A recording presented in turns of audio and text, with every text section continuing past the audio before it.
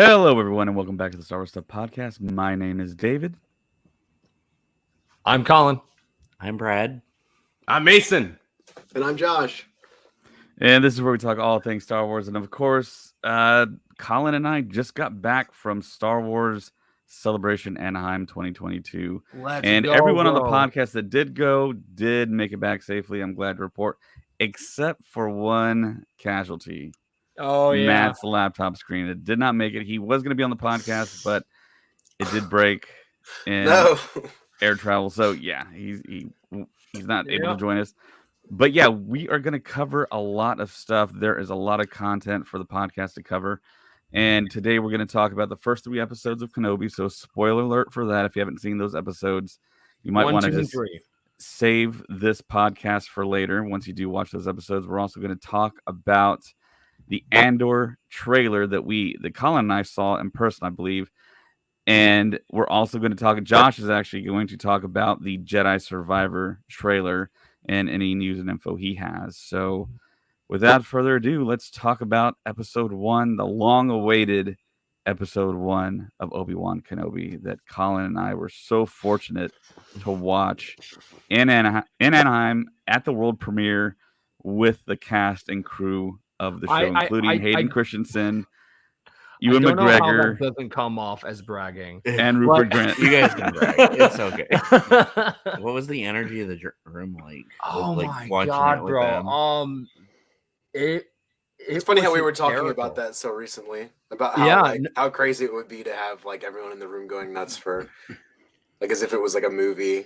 And getting that feel again. Do you feel like you guys got that feeling again? Like you were at the movies again? And is everyone just losing their minds? They'd seen it? What? Was that the first time that the actors have seen it? Yes, yes. That was the actual like first screening that Deborah Chow, Hayden, Ewan, the entire cast and crew have seen it. That honestly was so incredible. I can mark off a Star Wars red carpet premiere off my bucket list because it's like hands down that was a huge experience, and being part of the 501st, sometimes we get the opportunity to enter into those contests and win and go. So now it can be like, boom, I've done it. I've officially have that off my bucket list. But what was great was that the actors have the chance to, not all actors get to do that with TV shows and everything, because they usually do those type of things only on movies. So the fact that they all got to sit there and be able to watch it with the audience was super, super, super cool. And that final shot in episode 2 of where you see, Anakin in the back to tank, that got a huge roar in the audience. And right below us was Hayden. So so when that happened, I looked down and I just saw him go. Yeah. It's like screaming in the behind him, like ah. Yeah. It's really great. It's like I've heard in interviews and stuff like they didn't get it really well received when the movies first came out, the 1, 2, and 3. So like now like fans are kind of like recognizing him more and like just giving him kind of the credit that they should have got, like the prequels. I'll tell you what it sounded like, at least because I was watching the celebration live. It sounded like the fans entire were weekend making up for lost. It sounded like fans were making up for lost time or lost recognition. Like the way that they cheered on Ewan McGregor and Hayden Christensen is just fucking wild. Sorry, pardon my language. Just wild. Absolutely crazy. People were going absolutely crazy. In fact, I don't think I have ever heard people cheer for 2 celebrities in a room like that hard. It was insane. It's all the younger audiences that grew up with 1, 2, and 3 that are now like older and getting to watch these again. It's great. It's like, and I'm sorry, but it makes me emotional. I'm so happy to see them finally getting recognition for something that they deserved. As someone who grew up liking the prequels and having to deal with people hating on the prequels all the time, like I remember how I felt when people said that they didn't like the movies that I liked, that the prequels were bad Star Wars movies. And like now we're in an age where they're recognized and people are celebrating them. And imagine how it's got to feel to be like Ewan or Hayden, to have gone through that, to be the center of that hate. And now they finally get a room of people cheering for them just for being there, and showing up. It's ridiculous. Even the recap before the Obi-Wan series was awesome. Was magical. They just was like, oh my gosh, this is back, and it's happening. It's exciting. So to be honest, I don't think Ewan got that much backlash. It was more of Hayden. It was Hayden. It was definitely Hayden. Wasn't his fault. Sure. It was the writing, the dialogue. Sometimes I think that's why. I don't think his acting had anything to do with it. No. But he hates the sand. Yeah. Yeah, when they showed us this recap at the premiere, I thought it was something maybe special for us, because this is not a traditional thing they do for a TV series. Mm-mm. And even the music that they set behind the recap, that was interesting as well. Oh, it so totally good. worked. So good. I mean, it was almost like the recap was shocking. Like, to be immediately hit with like, oh man, I can't wait to go in and watch this new Obi-Wan series that's coming out in 2022 on Disney Plus, and then immediately be clotheslined by like the early 2000s prequels. Like, whoa, where did this come from? A surprise, but a welcome one, to be sure.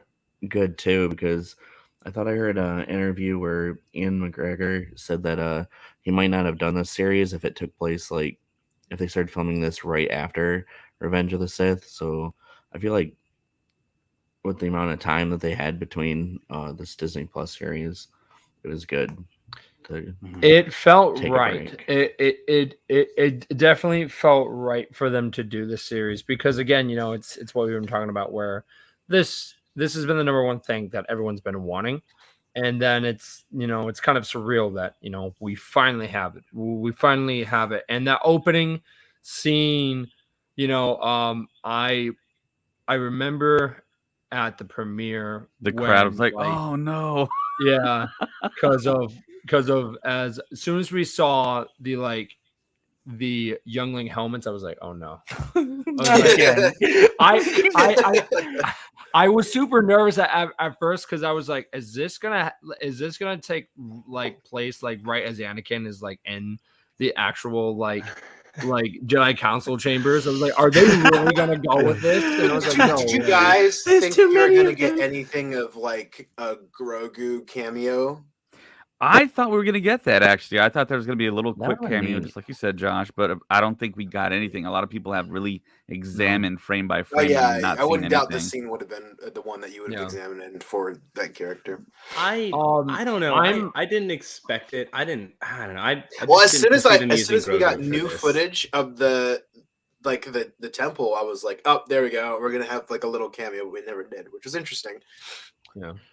So yeah, I didn't think about this when I was watching it, but people are thinking that Reva might be one of these younglings. I think the first youngling you actually see right there. Yeah. Okay. So that's I forget who I was talking about this to earlier, but yeah, because we do see one of the younglings is like a young black woman. So my main thing was. I don't know. Are we going in order of what we're talking about the episodes, or because in the third episode, are we allowed to talk about that right now? Yeah. Let's try and stay in order here. I'm going through all the frames because the only reason that's why I thought it was confirmed of who it was. Future spoiler warning for those who haven't seen it, but you know what's happening. Because we are talking about all three episodes, but it was the really Jedi Council's one, the insignia is being scratched in on the wall, and as soon as she sees that, she has a little bit of a flashback there. And I was all Inquisitors, right, come from Jedi. Yeah. Right.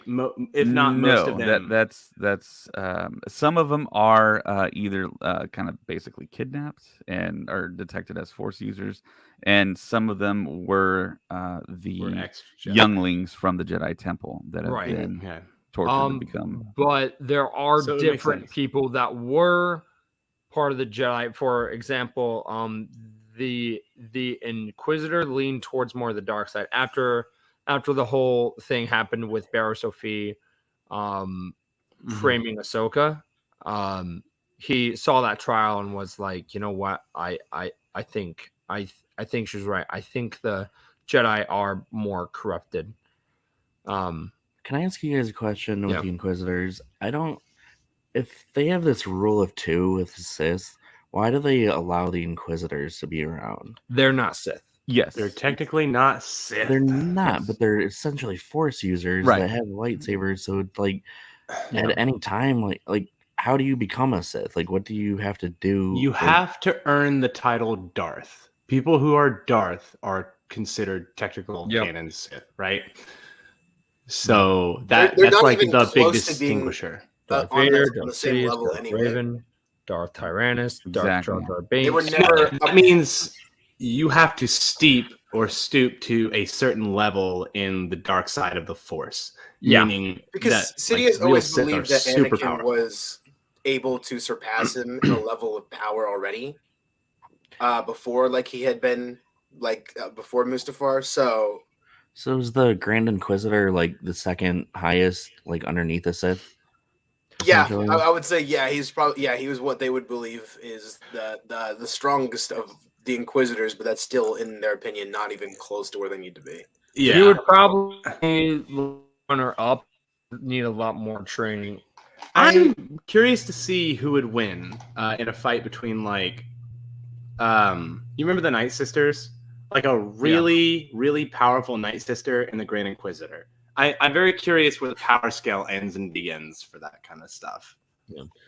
So you have people like this Jedi in this scene also. Like, why wouldn't they try to make him an Inquisitor? Like, how do they know when they're gonna, like, just kill him off, or just, like, try and turn him? We've seen it in the comics and books, but recently we actually saw more in Jedi Fallen Order of where they actually will capture the Jedi, they will torture them, and they will manipulate their feelings, like, towards certain things, and then they will turn that into anger and frustration, and then they'll be triggered, and then that will be their drive for the rest of their life. Now, yes, there is redemption for different people.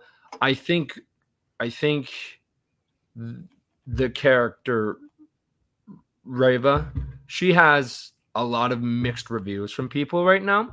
A lot of people are saying that her character is annoying, and to be honest, I think that she's meant to be. She is meant to annoy the Inquisitors, and also meant to annoy Vader, because if she is so persistent and she has this drive that they don't understand, but later in the show, us as the audience will understand why, and then we won't find her as annoying. But I didn't find her annoying at all, man. I thought she was pitch perfect. I thought that was the character I thought she was going to be. Yeah, I love her character. I love how she's a go-getter. As you were saying, Josh, she's trying to move up. I think it was she ruthless. Helps push the plot forward too a lot. Yeah, like, I don't like her character. I want to know her drive, her reasons, because of right now it just sounds like she's being very obnoxious of trying to get, do anything in her power to get it, and it's like she's willing to kill anyone, or maybe she's putting on a show. Because of also you have to remember that there's a chance that she might have been one of those younglings, and maybe not only is she trying to gain favor with Vader, but maybe she's trying to maybe try and get closer to Kenobi and be like, hey, I've been lost and I've been trying to escape, and it's like, oh, okay, Yeah, if she is one of those younglings, for sure she has a grudge against Kenobi because he showed up too late to the Jedi Temple. So that could be the grudge. But I just wanted to point out Benny Safdie. So it's confirmed right here that he is a Jedi. He's a really great director / actor, and I believe his name is Nari, right? Yes. Pour one out for the homie. Yeah, and of course it's that encounter that we saw in the very first teaser trailer where he slides up and then Reva ignites her lightsaber. And then this is really cool here. She was basically about to cut him in half, and the Grand Inquisitor stops the blade right as it was touching his shoulder.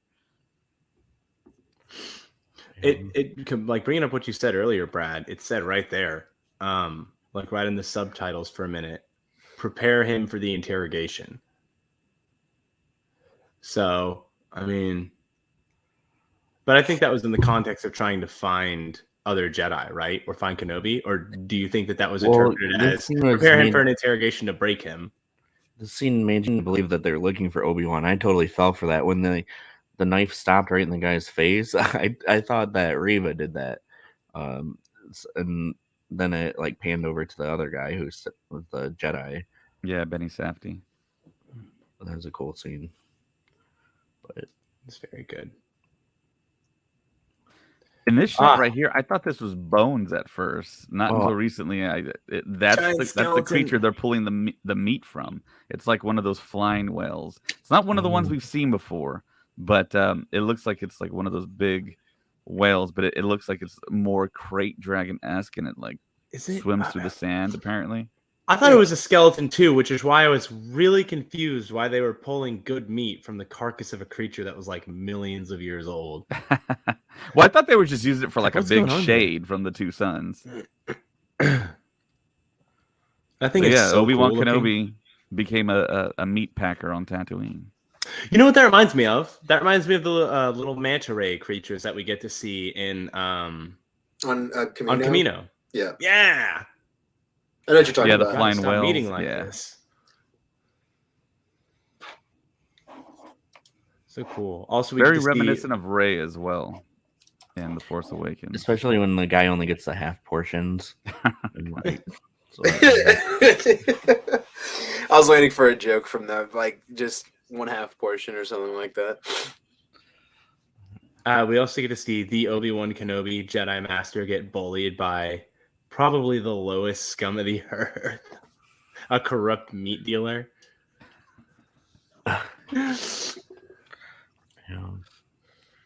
As transport back. We really do get to see just how far down the pecking order Obi-Wan Kenobi has fallen. Sorry, he goes by Ben now. My bad. Yeah, he's trying to hide, and he has his Eopie, possibly the same one from the end of episode. Would you say 3. that this kind of parallel between the way he's feeling about the Force and Luke in the future? Do you feel like that's a good Lucas rhythm kind of thing that they're going with? Yeah, it's like poetry. It rhymes. It totally is in sync with The Last Jedi. Like it or not? Yeah. Are you guys okay with the way that they're portraying Obi-Wan in this series? Because I've made a comment about this before with Mason. Is I feel like he has more. Obi-Wan has much more of a reason to be this sad and or depressed, as in cut off from the Force, than Luke does, in my opinion. Yeah, it totally works for story reasons. This is totally on point. This is, I think, what we all kind of expected. Mm-hmm. I definitely agree. I don't know if I agreed as much in the case of Luke, as we were talking about that too. So Luke, I just don't agree with a lot of the direction that they took him, but different discussion. But here I'm like, yeah, dude, this guy is literally sitting here going like, I was the cause of all this pain, and I lost my own brother, and all this kind of stuff, and yeah, he still wife, has no idea, quote unquote, and that's like, this makes sense in my opinion. Yeah, and here we meet a new character, Tika, the Jawa. And this scene gives him that little what do you call it, starfighter that he tries to give to Luke. Yeah, and but is that the same one that Luke has in episode 4 where he's like, "I'll never get out of here," and he's like kind of waving it around? Yep, I think that's what we're all thinking. It's the same one that we see him kind of fly and dream about leaving the farm. Giving it back to him, yeah. I love that we get to watch another conversation with Jawa, but this feels. I really like this scene because, like, we have the stuff with the Jawas and Mandalorian. And that's cool and all, but this feels more intimate. Like we actually sort of get to see what the motivations of a Jawa is. By themselves, like alone, like what a singular Jawa is like, and sort of what drives them, I think is really cool. And it's actually kind of neat to see that Jawa are kind of like really, really good at being staunch businessmen. Like I was definitely sold on like the Jawa. I was like, yeah, like this seems like it could be perceived as a decent deal, but you can tell they're getting ripped off. This is very good writing. Yeah. And this scene right here, we all kind of, I think, predicted we'd see something like this. I was hoping so during that scene, I was hoping that we would have seen more of new footage of Obi-Wan and like Anakin, or maybe something with Order 66 or just something like that. At least one shot of like Obi-Wan and his like clone armor. Yeah, exactly. Like Clone Wars with like a general. I think we'll get there. We got time. I think we'll get something too. Maybe. So yeah, he has total PTSD now. Well, I don't blame him. Think about it. Remember it. People are blaming him for the way that the galaxy is. Owen wants nothing. Owen doesn't want Obi-Wan to have to do anything with Luke because of the fact that in a way what Owen is saying is true. Like Anakin did fail.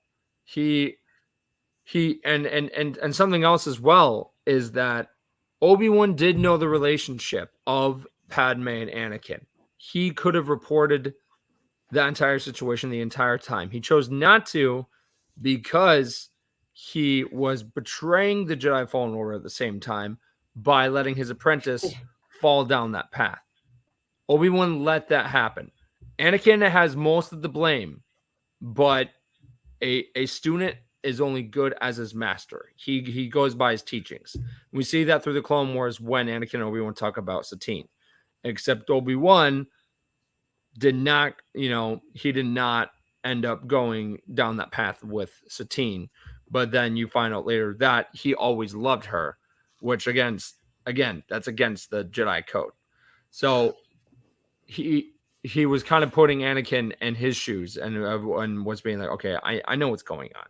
I'm going to allow it because I regret not taking that chance with Satine. And I want you to, Anakin. I want you to do this with Padme because I don't want you to, fall down that same path I did. But Anakin fell down a worse path because of it. And Obi-Wan had the chance to stop it. He definitely had the chance to stop it, but he didn't. So yeah, this scene right here on the Lars homestead. If you look closely, Aunt Bru's walking out. She's wearing the exact same clothes from A New Hope. Is she? Yeah. It's a classic style. It's all the rage on Tatooine. So yeah, 9 years later, she's wearing the exact same thing. That's funny, man. So yeah, Obi-Wan goes to leave the Skyhopper. Tatooine isn't the pinnacle of fashion in the galaxy anymore. Wow, it's so good. What a good scene here too, as well. What was the Jedi's name? Nari, I believe. Nari. Yes. Great scene to watch this Jedi, someone desperately in need, desperately in search of hope for a spark, come searching for Obi-Wan Kenobi and watching him completely extinguish that.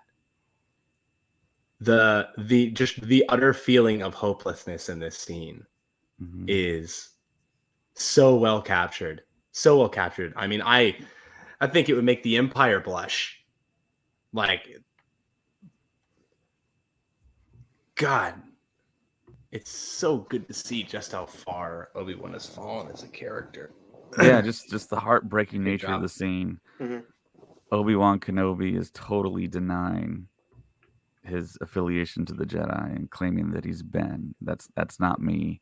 I mean, that's so heartbreaking. And then to see this Jedi trying to make a difference, trying to oppose evil in the galaxy, and he tells them, "You were once a great man. You were once a great Jedi." It's, man, that just hit really hard. And of course, we all know that Obi-Wan is on a mission to keep Luke safe, to watch over Luke. But this stuff right here, this is heartbreaking. It is such a weird betrayal of the Jedi's belief to see that from a character like Obi-Wan, especially after having watched him in Clone Wars for so long. Yeah. And of course, we get our second ever live action look at Alderaan. Alderaan! Yeah! Is it the second live action look? Yes, because at the end of episode 3. Yep. Oh my god, I completely forgot about that. And we have a brand new actress playing Miss Organa, I guess the Queen, played by Simone Kessel. And interesting kind of callback here to the fact that Leia is not there. She is actually being doubled, just like how Padme Amidala would double herself in episode 1. I guess it makes sense now, canonically speaking, that the one-off line that Leia says in the original trilogy where she was like, I used to do this and this with my mom. I remember my mom's smile or something like that. Now that we get to see that Leia's happens. mom.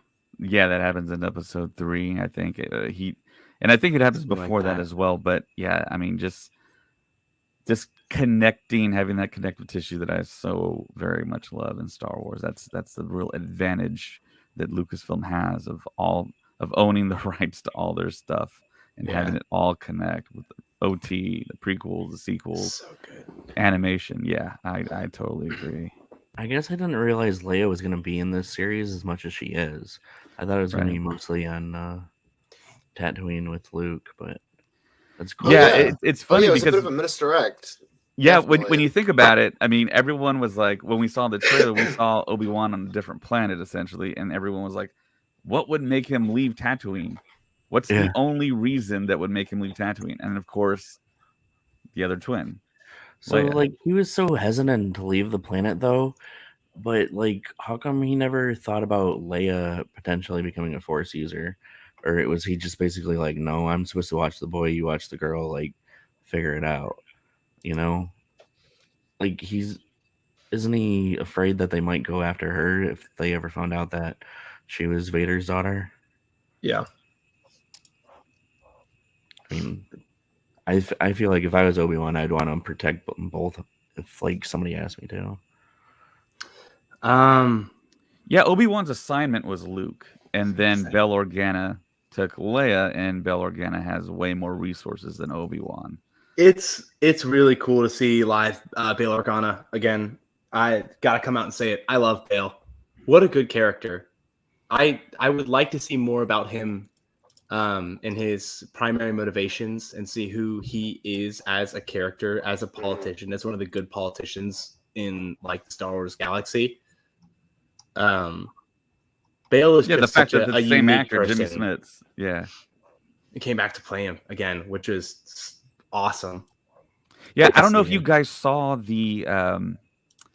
I don't think you guys saw it at all when they brought the cast up on stage at the Kenobi premiere. Jimmy Smits was there. He wasn't seated in the audience to not spoil the fact that he was in the show. He came out on the side. He was jumping up and down, fist pumping. It was awesome to see him back. And seeing interviews of him talking about Star Wars when he first got cast in the prequels, he was just talking so like glowingly about his experience of Star Wars, working with George Lucas, and the fact that George Lucas wanted him to play Bail Organa, and he's also someone that's of my heritage as well, so that's a big plus. So yeah, we have Leia, and we also have that droid that flies right behind her that actually just went on sale today. Yeah. Can I just say the little girl that plays Leia also is a phenomenal actor for a child? Like, I'm like, child actors usually suck, and this was one I was like, she was like awesome, very great. You know, she was believable as a young Leia, like so rebellious and like fun and quirky, and like I loved it. She's very entertaining. The way that she talks and acts. God, you know what this reminds me of? This is something that I brought up earlier that I've been meaning to say for a while. I think this series does a really great job of capturing an early 2000s film aesthetic. And I don't know if that's intentional or not. But the scenes that have Leia in it very much give me this sort of like old 2000s Spy Kids movies or whatnot. Like the child actors that they have in those movies. Okay. Yeah, how it sort of has that like ambient silence in the background. I don't know, and just the way that they interact with the main cast of the show and whatnot, like the adult actors and whatnot. Yeah, I would definitely say that this is someone who is actually quite surprising for a young actor. I felt like this would have been a very hard choice because she's such a prominent character in the series. So of course they did like their research and had to do a lot of casting, but I think that this girl absolutely nails it from the get-go, and I'm really proud to be able to be like, yep, this is our Leia. Like, yep, this is definitely our Leia. It's great. And she's actually a veteran already. She's acted before in a really big project. She played the young girl in Bird Box with Sandra Bullock. Yep. Oh, that's cool. Yeah. Vivian Lyra. Yeah. RFB hit it right there. Saw Little Miss Vivian Lyra. Was that Star Wars SWC A22 on the stream? Yeah, Star Wars Celebration Anaheim 22 on the stream. Yeah, she was there as well. They pulled her up on stage. Yeah, that's cool. Oh my God, what? There was. We'll get to that later. But there's something I wanted to say about the person who offers Kenobi spice, about her sort of being from a lineage of actors. I saw something online. Yeah, we'll get to it. We'll get to it. Pick your brains on that. And I thought that might have been her for a moment. I was like, no, wrong character. So Kenobi is pretty much stealing meat, right? Yeah. I wonder if he cooks any of that at his own place, or he just gives it to his like EOP camel, whatever you call it. I don't know if he can take enough to like cook to make a meal out of. Oh yeah, fun fact: Kenobi did write. This is an actual camel, and they just kind of worked the CGI magic around it. I didn't know that. And the owner of the camel actually offered it to Ewan McGregor, and Ewan McGregor was actually contemplating buying the camel off of the rental. That's amazing. That's neat. Yeah, because that's always sort of been their whole deal, right? It's like they're space camels. They're desert camels. Yep. Eopies sort of. Yep. Or I wonder if they store water. Like a band. And of course, we have the return of Joel Edgerton to the role of Uncle Owen, and he's a phenomenal talent as well. And fun fact about him, his brother, Nash Edgerton, was actually Ewan McGregor's stunt double in the prequels, which is a crazy fact. Crazy fact. Oh, really? That's cool. Huh. And he actually just did an interview where he spoke about Nash Edgerton, and he said there was a stunt. And I think it was at the Attack of the Clones 20th anniversary panel. There's a stunt where he hit his face. Yeah. And he knocked all of his teeth out. Broke his teeth, his front two teeth. And he looked over to his mom and was like, I'm good, Mom. I'm good. Everything's okay. And then they immediately had like the stunt coordinators would like pull her away. Mm-hmm. Of course, we've all seen that scene. And is it's like that burned other creature into our mind now? Is that other creature behind the EOP like a small pony? Oh yeah, what is that? Llama without a neck or something. It's a Oh yeah. There was like the llamas that looked a little like weird. The spacey llamas. I did see those in the background from before. Interesting. Yeah, I never noticed that. I like that there's just that stall there for that one EOP. Why is there just like one hitching post in there?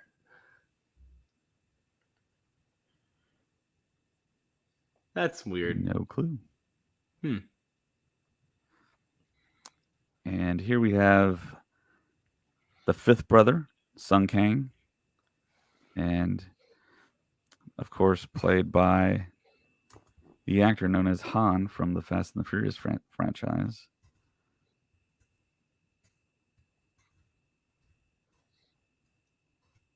As our live action, like our as like live action Inquisitors, how do you feel about them so far? I like them. I like their acting. I wish they said more, had more dialogue, more conversation. But I guess the point of the Inquisitors is like the point of all Darksiders is. What are you trying to? What do you think that you're learning? Begrudging coworkers, having more. Like if they had more dialogue and talking the way that you want, what are you trying to learn from them? Like you think get out of it? Yeah, I don't know. I would like to see more. Like I would like to see their personalities fleshed out more and know what their desires are, because they're people too, right? Like they're not just Darksiders. Like obviously they are the bad guys, right? But like. I can't glean much about a person's personality except they're the bad guy whenever they're just like, I'm going to take the credit for this. You don't get to talk to Darth Vader. And that's most of their conversations is like, don't do this. Hey, don't do that. I'm the one in charge here. Remember, these are the orders. And that's it. And I feel like they're sort of just like Stormtrooper Plus, if that makes sense. I feel like the Inquisitors are very like, yes, sir, no, sir.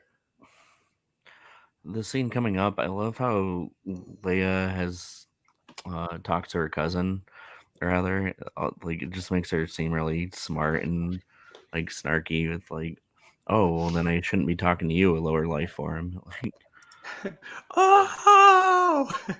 Yeah, she did a great job as young Leia. And I just wanted to point out in this scene, you can see C-3PO in the very middle. And I think to the right, you can barely see a snippet of R2. So I don't know, with Leia, how smart is too smart for a 10-year-old girl? I'd like to know sort of a little bit about, like, I don't know about the educational system on Alderaan or in the core worlds of the galaxy right now. So I guess I don't really have a standard baseline marker of how smart a 10-year-old should be in Star Wars. She's raised by a senator and like kind of brought up in a high diplomatic society. So like I feel like she's very much like she's around people that talk good all the time. Yeah, like that is 100%. Their entire job is to talk good and be convincing. Be fluent. Yeah. But I mean, cannot the same thing be said about this kid as well, her cousin?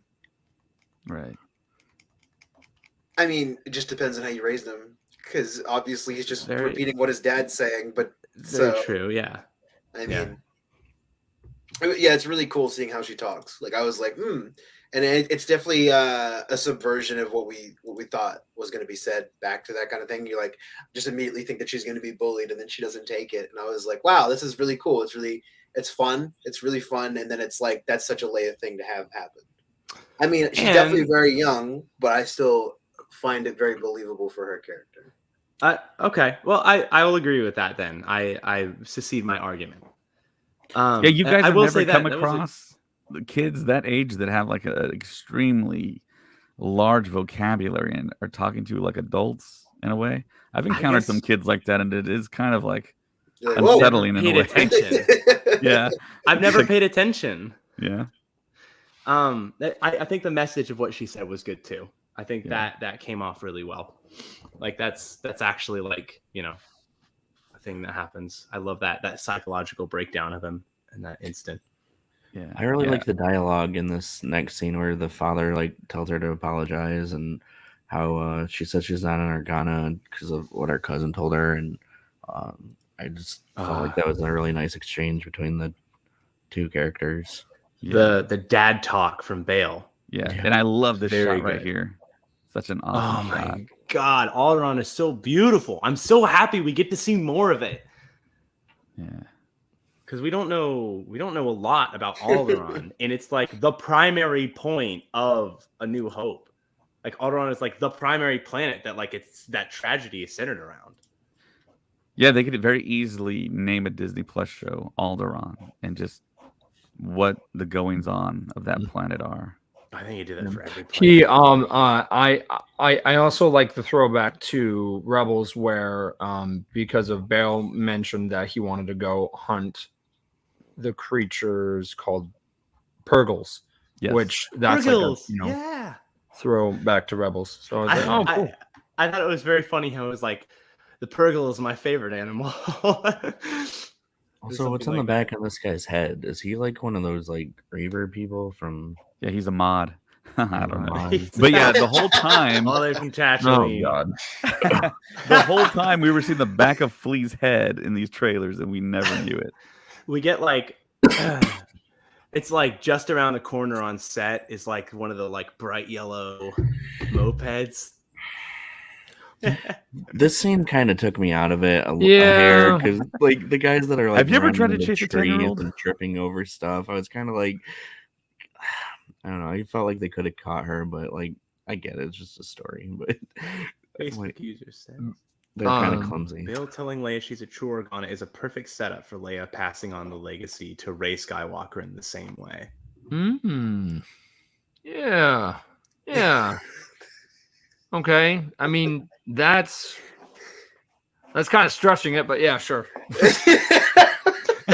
I mean, yeah, that's a fair statement. Poetry. It's true. I mean, in that, like, I will say, like, character development, right? Like, we see Leia grow and become that person, and like, I can see what they're saying. This is where we see we see where it comes from. Man, watching these grown... So yes, that was our first live action look at the species, the Black Sun, which is really, really cool. So that kind of gives me hope for the future. Poor All-Iranian guards. Wow, man.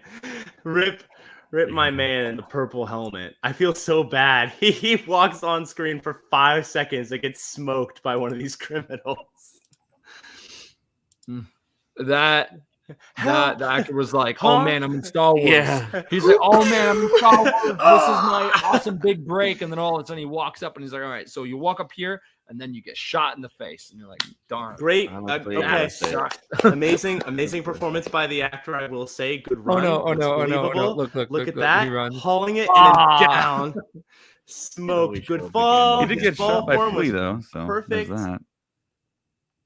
I love the All-Iranian Guard uniforms. Precursor is to all the like Rebel space uniforms. Is that where we're to believe that all of those designs come from? It's from Alderaan. Because we know that Alderaan backs and funds the Rebel Alliance. They have since the beginning of the Rebel Alliance, pretty much, right? So do all of the armor kits and whatnot come from Alderaan? That's why they all have those like backwards, like ovular shaped helmets. Possible. Oval. I'm not too sure about that one.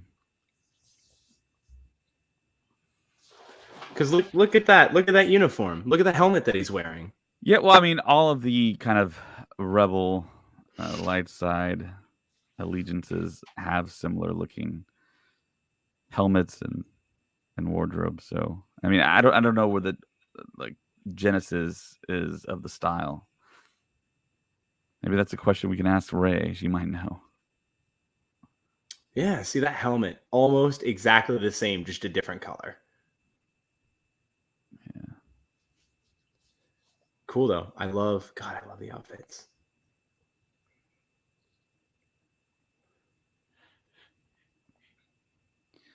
So yeah, Leia gets kidnapped.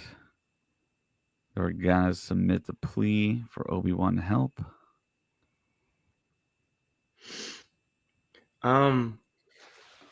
Even down to that. Do you think having him strung up here was done by the people? So it's definitely done by the people. After like what happens to like Owen being threatened. I thought the Inquisitors did it to like warn others, like to turn. Yeah, I would think so too. But that is interesting though, Josh. That by the Empire. That's a good point though. Yeah. Like that it could have been done by the people and they hung him up there. That's what I was thinking in my head, that like they're just like turning on each other, basically. They're like, you know what? We have to give him up. Yeah. I feel like I don't know. I feel like the people of Tatooine more often than not are portrayed as being like indifferent about everything. So my question is like whether the people of Tatooine would care enough to take the time to string someone up like that unless they were being forced to. Otherwise, it's sort of just like, oh, another dead Jedi. Anyway, back to the day. I definitely want to get one of these alarms for my house. The like little astromech. Yeah. Camera thing. I kind of feel like the people didn't hang him up just because the one bartender was trying to protect the Jedi. And I mean, I think they're all afraid of the Empire, but like, the Jedi was known locally for helping people, I think was mentioned, or at least implied.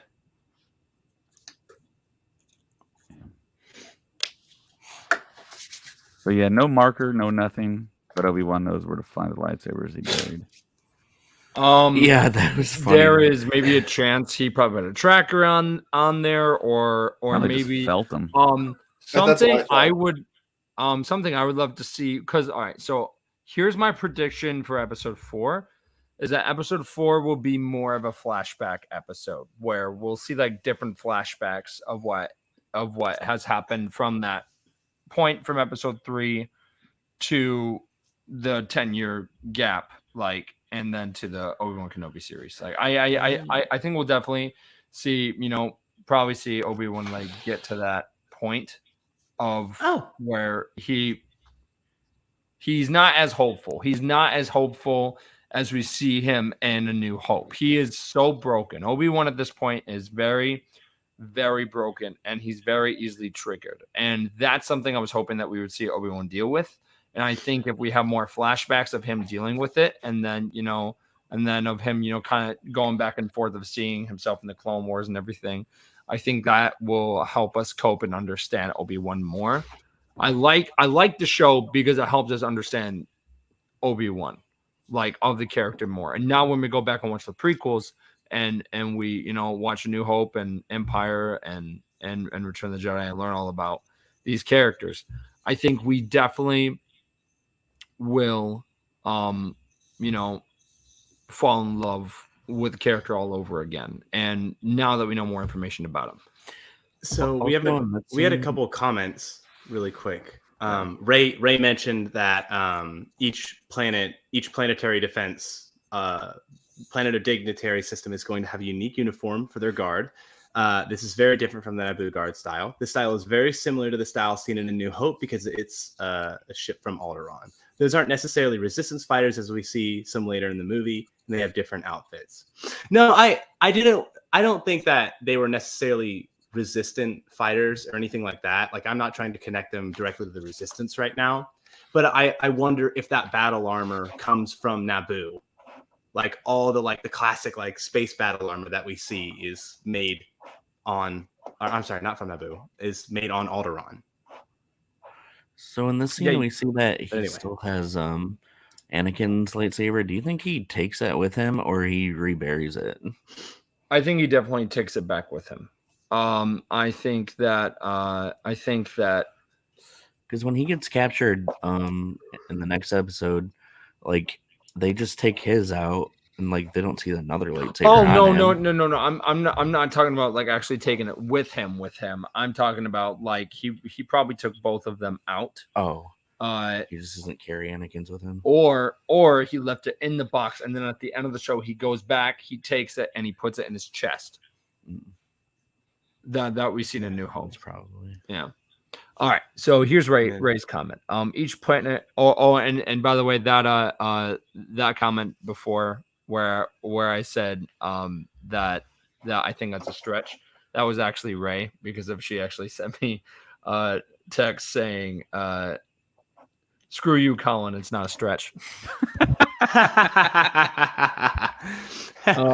But yeah, no. Can you bring up Ray's comment again?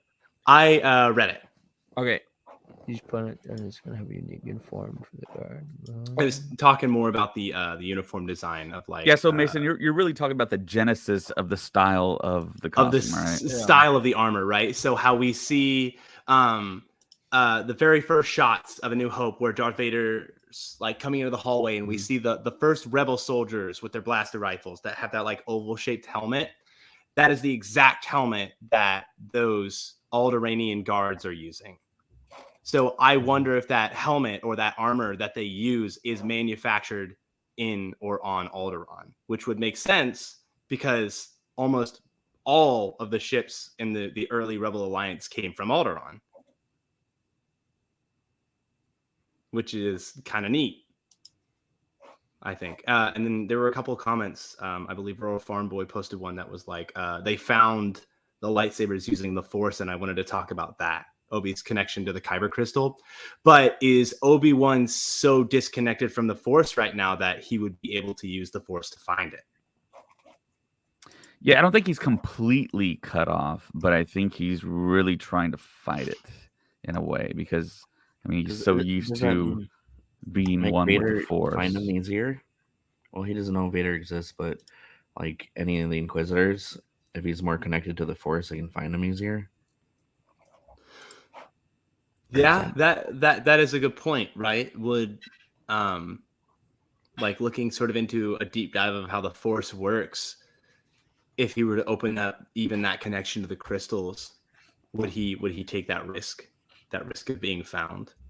Or has he just sort of been doing this routine for so long that he just knows where it is? I feel like if he buried it right after it happened, this is 10 years. 10 years in the sifting like sands. Like, I don't know how he found those lightsabers. But maybe it's a Star Wars thing that's just not made to be looked into. Just don't question it. Yeah, I think this might be one of those things. I was just like, it's Star Wars. Yeah. Don't worry about it. He finds the lightsabers. That's the point. That's what matters. Yeah, that's the one you wanted to deep dive so much. Yeah. This is episode 2. Reading too much into this. We're already 52 minutes in. Do you want to just not do the 2 episodes, just save it for later? No. I feel like we should do like 1 and 2. And yes. And then 3 can be Sunday. All right. Unless you want to do our breakdowns on Sunday. It's cool. What used to be Master Jedi. Oh my god! And just Vader in general, just like the slow scenes of him walking, his powerful dialogue. It's like, yes, this is what I'm here for. It makes me happy because it's Hayden in the suit. This is not a stunt double. This is well, like maybe at some point there will probably be a stunt double, but it's not some big bodybuilder or anything. This is Hayden Christensen in the suit. Incorrect. Which is amazing. Like that's not correct, Colin. What? Hayden is not in the suit. Man. What? He's not in the suit. He's not? It's another actor. He's in the suit for the suit up scene.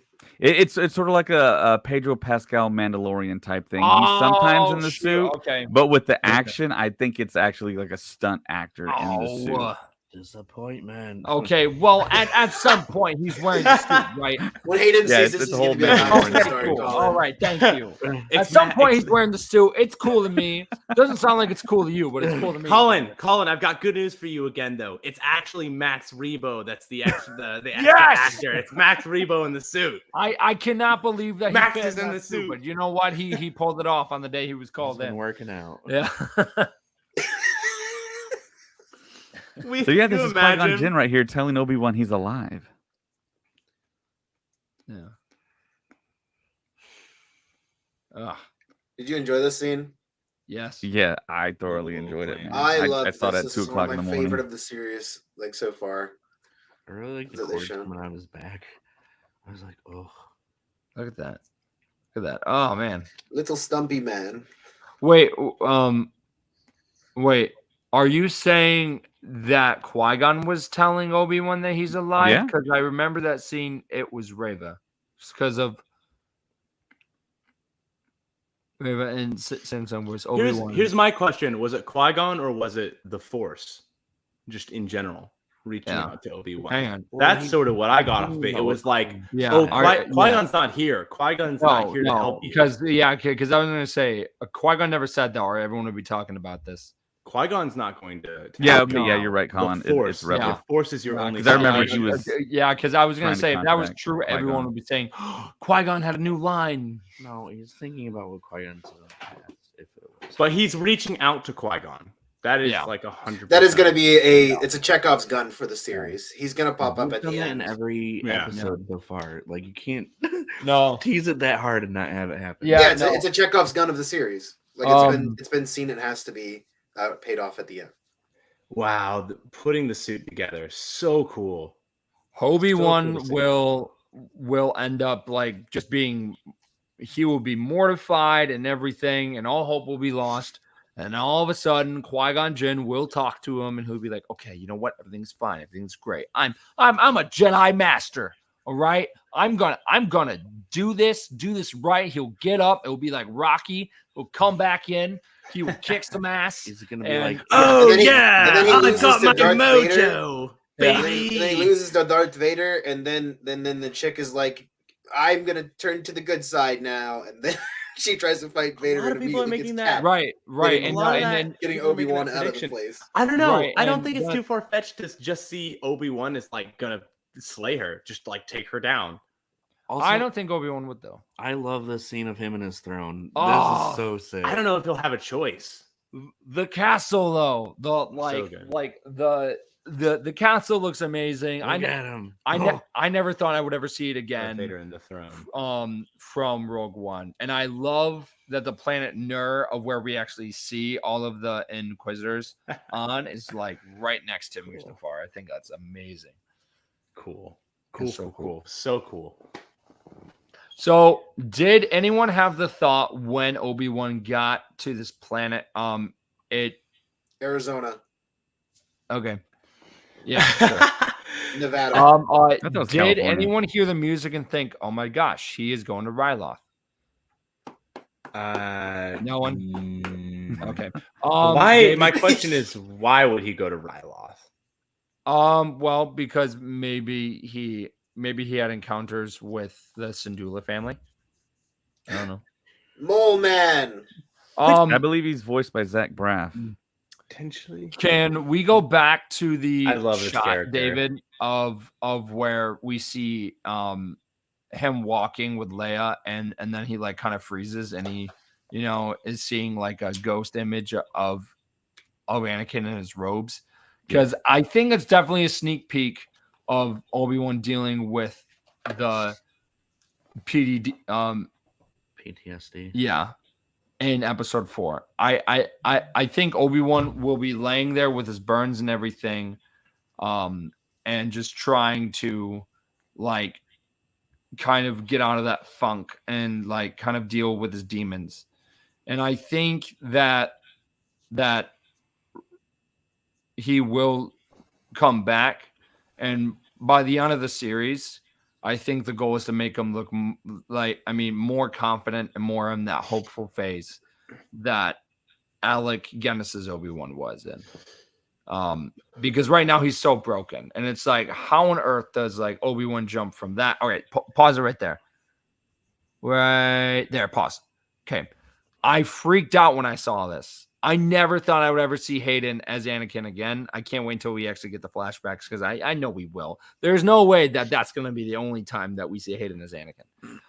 It does seem kind of weird for them to bring that costume for one scene, half a second of a scene. Yeah, logistically speaking. Oh man, I'm so excited. I'm curious. Are we going to see Obi-Wan get angry? What, at Baby Leia? At Darth Vader, at the Empire, in his process of trying to heal. I don't think he'd just be angry. I just think he's just sorry. I wonder if we will see him become angry. and then have to heal from that. Whether it just be for a second or not. I do wonder if we'll see that weakness in him, because that's not one that we've really seen yet, is it? We hit like Obi-Wan Kenobi become genuinely, truly mad at something. Did you like their little scene about like what I think about your mom and? Yeah, where he mistakenly says he calls her Leia. I love that scene of them like sitting in the bed of the truck with the stormtroopers. This is so good. I love that he's sitting there just gaslighting these stormtroopers in the back of this guy's like Chevy Tahoe. Yeah. This right here. So good. Oh yeah. Oh. Humpty Dumpty sat on a wall. Humpty Dumpty took a great wall. Cut in half by a ray shield. But at first I thought that the mole guy was voiced by Seth Rogen. I must have been super tired. Oh, that would have been so funny this morning. But you didn't hear his laugh. If the laugh was there, then it would have been great.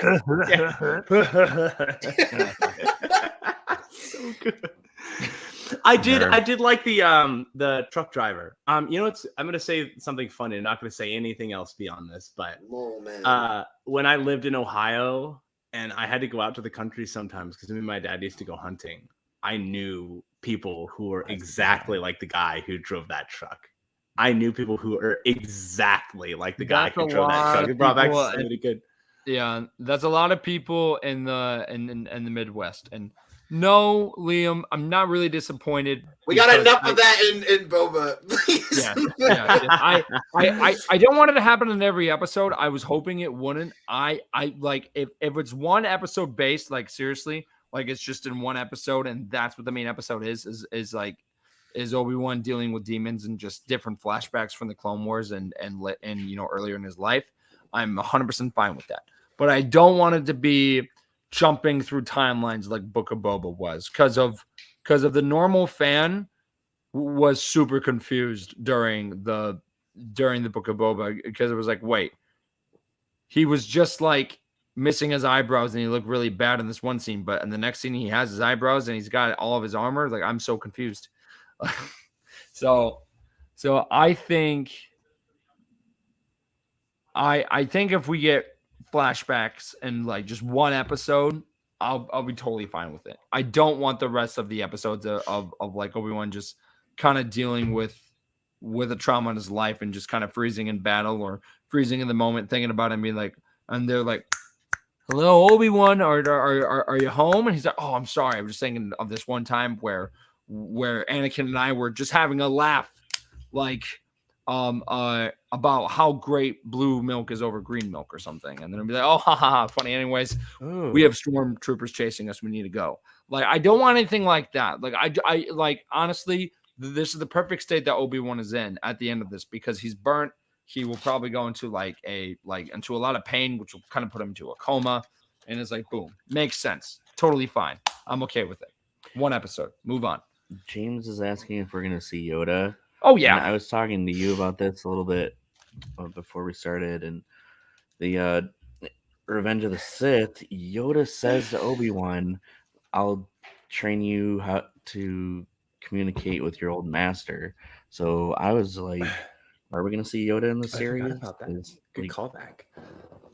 How is Obi-Wan going to know how to talk to Qui-Gon? Obi-Wan gets in an X-Wing and flies to Dagobah, where he meets the old Jedi Master Yoda and his quirky little new R2 unit. Yeah, I think the training happened before they all split up. And I think he's just trying to master it while he's on Tatooine. How that was the thing that was implied. How cool would it be if the timeline from Revenge of the Sith of where, like, all right, for example, in Revenge of the Sith, we like see the ending of where Bail goes back to Alderaan, Obi-Wan goes back to Tatooine, but maybe there's a small tiny bit of time of where Obi-Wan is with Yoda on Dagobah. He kind of gets some type of training from him there, and he's got baby Luke with him. And then after that, then he goes. I think Ewan McGregor has expressed that he wants to do more Obi-Wan stuff, so that is an opportunity right there. How? Okay. So if a scene like that happened, do you think that Yoda would be a puppet, or do you think he would be CGI? I hope he's a puppet.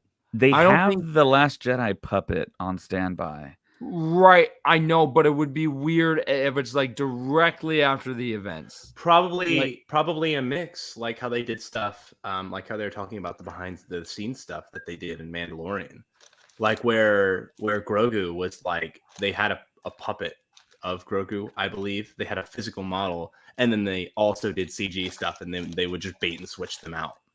Because that has been like a big push of Dave Filoni, has it not? To try to get like physical models mixed in with technology to preserve, the sort of old way in the of prequels, they've changed it to all CGI Yoda. I mean, we had the puppet in Episode 1, and they basically colored over that in the quasi special editions. So, do you think Obi-Wan would be able to communicate with Qui-Gon better if he didn't kind of disconnect himself from the Force and like for the past 10 years and he was definitely practicing more? Qui-Gon also never really finished his training, so that's why you never see him as a Force ghost because of. That brings up a good point. Actually, I didn't even think about that because we were just talking about like Obi-Wan probably got trained beforehand and has probably been practicing, but if he disconnected himself from the Force, then that automatically implies that he hasn't been practicing, right? That he hasn't been trying to do this, right? Something as well that I'm going to predict now is that Qui-Gon, when Obi-Wan and Vader are fighting, Qui-Gon will communicate to Vader in some point, and then Vader will be so distracted by it, so thrown off by it. At that point, he will like maybe like think like somehow he defeated Obi-Wan or something like that, and then the fight goes from there. But I think Qui-Gon communicating to Anakin of maybe saying something on the lines of like, "I'm sorry for your loss. You were never truly alone, and I will always be with you," or just something on the lines of that will like bring Vader back to Anakin very quickly, but then Vader will take over once again. Like a small bit of Anakin lives and is just hiding. And then we see Anakin finally come back when he snaps out of being Vader in Return of the Jedi because he sees his son about to die from the Emperor. And then that's when Anakin comes back and he snaps back to reality. But I think we would see him snap back to reality real quick, back into Anakin again, if Qui-Gon spoke to him through the Force, like during a critical moment of a fight between Obi-Wan. Do you think if Qui-Gon didn't die, things would have ended up differently? Yes. Like if he found out differently in Anakin and Padme, if he would have reported that. 100%. I think Qui-Gon would have left the Order with like Count Dooku did, but in which we will get a sliver of what that's going to be, of what that kind of story is from the Tales of the Jedi, which is coming out this fall, which is a super, super cool show. And I think we'll definitely see why Qui-Gon and Count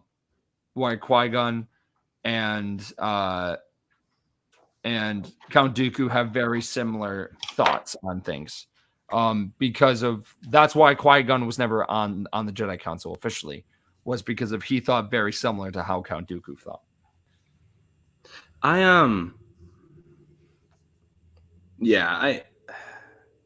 There's so much that could be said about like what possibly could have happened if Qui-Gon Jinn had lived. There's so many branches into that alternate universe, how things could have ended differently. I really like the new robots. I really like the new droids. what did they call them? Load robots or something like loaders and load Lola. The ones that can't talk. Yeah, Ned. Ned. That's where his name is Ned. Yeah. Oh yeah. And again, this series is like, it's dark. It is showing Vader will do anything in his power to bring out Obi-Wan. Oh man. And we see him snapping people's necks, throwing them into walls and everything. And again, this is something I never thought that we would see because it's a Disney Plus show. Like, he just snapped that guy's neck with the Force. He like brought someone up and smacked them down, and that guy died. It's like, dang. The fans are starting to want adult content. Yeah, we're starting to get it. Like, I got it. We're starting to get it. Grandma's Star Wars. Yeah. Holy crap! Yes. Man. I don't think it's James. Yes. Vader straight up murdered a kid. Yeah. I just don't think it's adult content. I just think it's much. No, I don't think it's adult content either. But like, I think it's definitely like, it's a step there. Well, we got the whole thing in Rogue One, so it's not an right. understatement to see this kind of thing on screen. I wish there was more dialogue when Obi-Wan met Vader for the first time. We were just talking about that when he came over. The Vader castle scene, says Toasty Waffles. Kind of disappointed. Looks like a Roblox map. Oh, it's not that bad.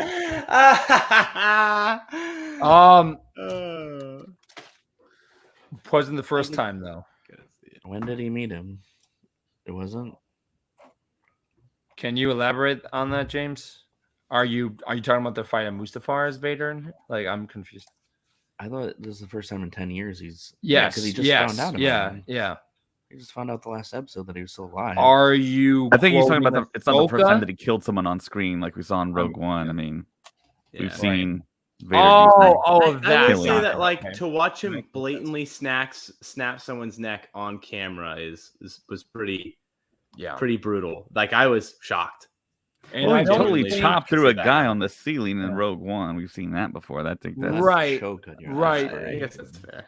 But Vader straight up murders like yes, the hallway scene was nuts in Rogue One, but he is walking, and technically that was self-defense. Vader was walking down and he was defending himself because they technically started shooting first. Just saying. He's defending But Vader. but in this he's misunderstood. He was just full out walking down the street and just murdering people, and they were doing nothing. Make an example. Oh yeah. yes. Vader James. straight up murdered a kid. That is true. It wasn't the first time because of the younglings. Wow. Skywalker. I There's am too what you many made of me. them. What are they? Which did anyone else think that scene? Like, I know we talked about it in the first episode, but did anyone else think that it was gonna pick up of where it left off, like in episode 3, of that scene of where the kids like Master Skywalker? There's too many of them, because I saw them for a zoom split in, second, and I was like, no way, they're not gonna show this. There's no way that We remember. We don't need actually. It's very sad because my mind frame of thinking was like, I flipped it on, the scene came on, and my first thought was like, Padawans! Oh, cool! We get to see more Padawans. Wait. Oh God, no. Oh no. Oh no, wait. Yeah. But I love that they're showing how horrified Obi-Wan is, and then also what 10 years of cutting yourself off in the Force. I just wish you would have said something like, "Can we talk?" or something. Like, Do you really think? Do you have a really nice think this is a chat. therapy session? Oh, here comes Like- Vader. Here, I'll talk about my feelings. I think I killed my wife, okay, and the babies too. not a therapy session, but like, I mean, just something Heart to like, heart. And not only Vader's that, I had- also killed thousands of Jedi, including kids.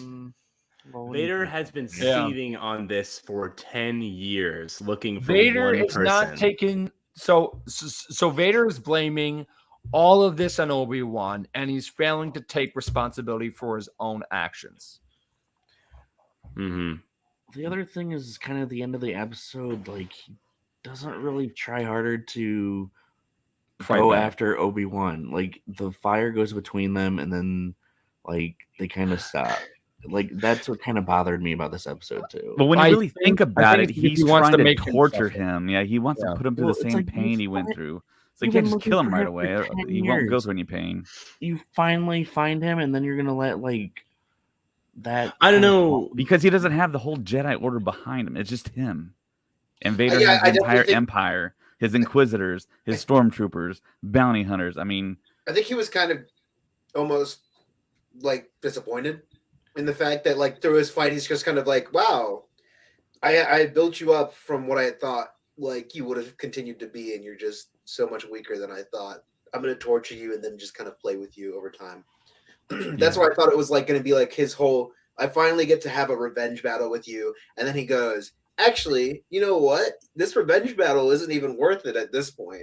You're like nothing to me, but like I'd much rather just torture you. And then this is my revenge now. So he's Is to yeah, make he's you playing feel with the his same food, way. basically. Yes. But yeah, James It brings makes- up the makes point. sense. Does anyone else know that the Anakin's identity? Why is James not on the podcast? So I don't think anyone else does. Colin brought up that whole point about how it's interesting how Reva just did knows not the identity. But I mean, Telegraph to it me, well. I think we might find out some information. Like when Reva was a youngling, she maybe saw the hologram of Anakin turning, and she put it all I think together there's- and figured it out. There's got to be some connection there. I do feel think like that she was they're one of the gonna younglings telegraph in the that very temple. well for people to I get I that. almost thought that it was implied. I thought it was supposed to be implied that Reva was. the youngling, so. I think I was talking about I was talking about this with Matt. It was so in A New Hope, when we see Obi-Wan, including in Rebels, his like hands and face are fine. They've got no scars, nothing. So honestly, the whole burning thing, if you know who knows, I thought it was so that he looks older in the future. I thought that's what we're gonna get. Yeah, because there's not much time. Like 9 years makes you look very, very old. If he gets, there's only the only other way that we know that people look old is from getting absolutely reverse lightninged. So yeah. Oh yeah. Here, tell you what, I will be upset if Obi-Wan gets stabbed and he's got one stomach and he survives. He like has to have 3 stomachs, or like I'm done. I'll be so upset. No, I'm just kidding. No, but I think that he's got the burns and everything. He will, end up being like, he'll be in so much pain he'll go into a coma. And then from that coma, we'll end up having flashbacks. He gets burned in the fire, and then immediately he gets up, and it's just like Alec Guinness. Yeah. It's just like Alec Guinness's face. Oh my gosh, it's like Doctor Who. Zach Braff, there he is. Hello there. Don't be afraid. Fire severely ages people in Star Wars. Yeah. It's canon. How long does New Hope take place after this? Is it 8 years? 10 years. Or 9 years before A New Hope. Yeah, because it's 19 years is the gap from Revenge of the Sith to A New Hope, correct? Right. Yeah. Okay, cool. So Luke and Leia are 10. It's 9 years before the battle. Yeah. But what are your guys' predictions for the rest of the show? All of the footage that we've seen, which I know David and I talked to James about this, but all the footage that we've seen so far, from the trailers was what we've seen in the first 3 episodes. Other than that, there's no other footage. So it's kind of a mystery at this point. Leia's gonna escape pretty easily from the Reva who like ended up going after her in the end of this episode. Like, I don't think she's gonna get captured. I would love it, and I know Josh is with me on this, but it has to work. If somehow Cal Kestis came in, like, even please, like even as a cameo for one of the surviving Jedi, and then Obi-Wan's in a coma, right? So he didn't see Cal Kestis, but the other characters like Leia and the other officer person does. And then he's like, "Don't worry, I'll get Leia safe back to Alderaan." And we're just like, "Wow, we just saw Cal Kestis and BD1, and that's so cool." And then he takes her back. I don't play the games. Does he know who the Cal Kestis is? Cal Kestis knows who Obi-Wan is. Hey! Yeah. Well, it's about time. So, anyways, my thoughts. I'm just kidding. No. You want to hear all my thoughts now? Yes. No. You had your chance. You just sit there and I'm just kidding. No. But what do you think of the theory, James, of where Obi-Wan ends up going into like some type of coma, and then the person that takes Leia back to Alderaan and everything would be Cal Kestis? He like shows up somehow. There is an encounter with the Inquisitor, and he's dealt with at this point, before. at this point, Cal has dealt with multiple in Inquisitor, so he has the experience. And we She's don't not know dead or when anything. Survivor takes place just yet. So Yeah. What? I mean, that theory does make a lot of sense because there is the Underground Railroad for Jedi, so Cal Kestis could have been in contact with them. Yeah, that theory would work, and then we would get the Obi-Wan Kenobi getting better and having flashbacks while he's in a bacta tank. Yeah, I really feel like something like that would have been leaked or known about, though, right? No, because I feel like that's the kind of information that we would have gotten, like Cal Kestis, casting information. Casting information. We know who would play him. It is Cameron. Right, I know, but we would have seen him like that, like played him in the games. But did you know that Zach Braff was going to be in the show? Okay, fair. That's not a major character, though. Nobody really. Yeah, I don't think Cal Kestis at all is going to have anything to do with this show. Yeah, I really feel like someone's seen something somewhere. Yeah, I want him to. I totally want to be there. Cal Kestis why else would you for cast Kenobi. an actor of his caliber and not use him in live action? I have manifested so many things, man. Okay. This would be. I think eventually Cal Kestis will appear in live action. I don't think Obi-Wan is the time period. Maybe when Ewan McGregor comes back to play Obi-Wan, that would maybe make the most sense, David. Yeah. Quick question though: have we all acknowledged the fact that Solo takes place a year after this? Yeah, it's going to take place within this time. Yeah. Yeah. Oh, so God, think about that. Think about that. Okay, Chewie, Dryden Voss, all of them in the next episode. Just I'm talking about the fact that Han Solo goes to Corellia. Han Solo is going to marry Leia. This is how this is what the age gap does look like between them. That's what I'm getting to. Okay. Space. You just shattered the glass, man. I know. Yeah, Solo was 33 and Leia was 19. Yeah, that was the age gap between Carrie Fisher and Harrison Ford. Yeah. So it makes sense that Han Solo is in his 20s and Leia is only 10 years old. So think about that. It's not happening right there, though. Like it's happening when they're older. I'm just saying. I mean, we just got to acknowledge that's a thing. You're making it weird, bro.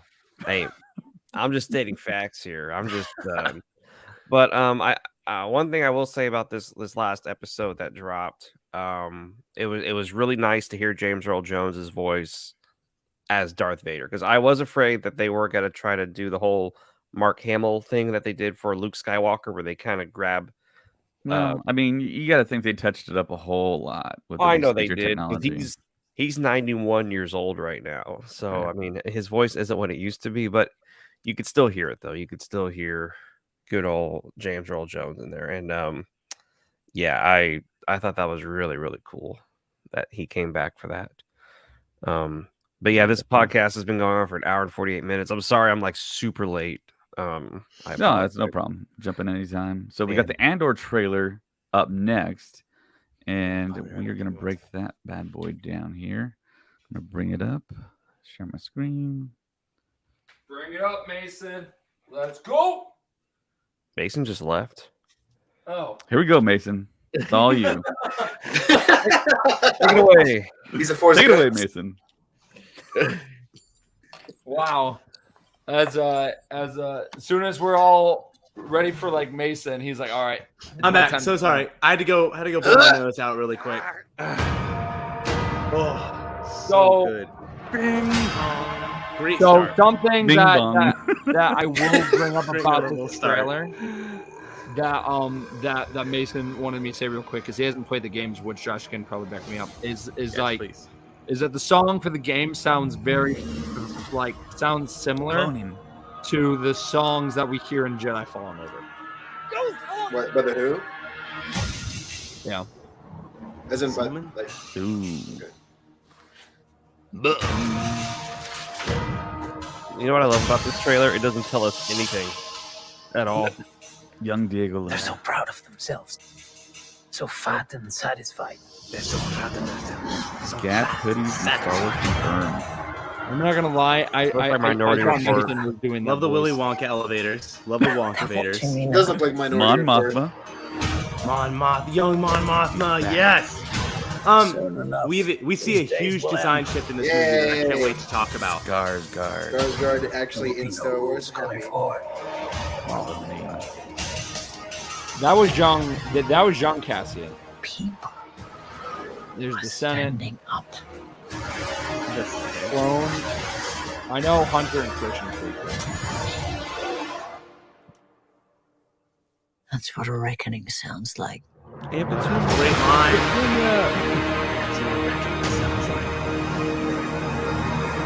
And the new logo. And then a strong finish. Really, I will say a It's a lot really of good people trailer. are really excited about this. I know a is lot of so people are much better super psyched. than I thought it was gonna be. My goodness, did that trailer like make me go, okay, now I'm on board. Something new. Nice shirt, it James. feels new, Oh, thank and you. that's what Sorry. makes me happy. I have a question about what the material of that belt hole is made out of. Is it too on the nose right away to think, is that Beskar? It's got that Damascus steel look to it. Yes, it is. It's very shiny and clean and polished. It's a drum.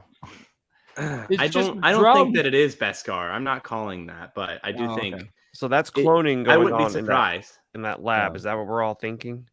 Cloning, yeah. Really quick, if we could go back and pause, get a look at those weapons that are on the table. Really quick. It's an AK, bro. It's an AK. Space AK.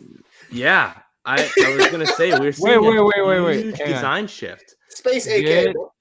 There's a guy holding one. It's very clear the print on it. Oh shoot. 100%. Like we're moving away from like World War II style. Just like, do it by the machine space guns. bar. Okay.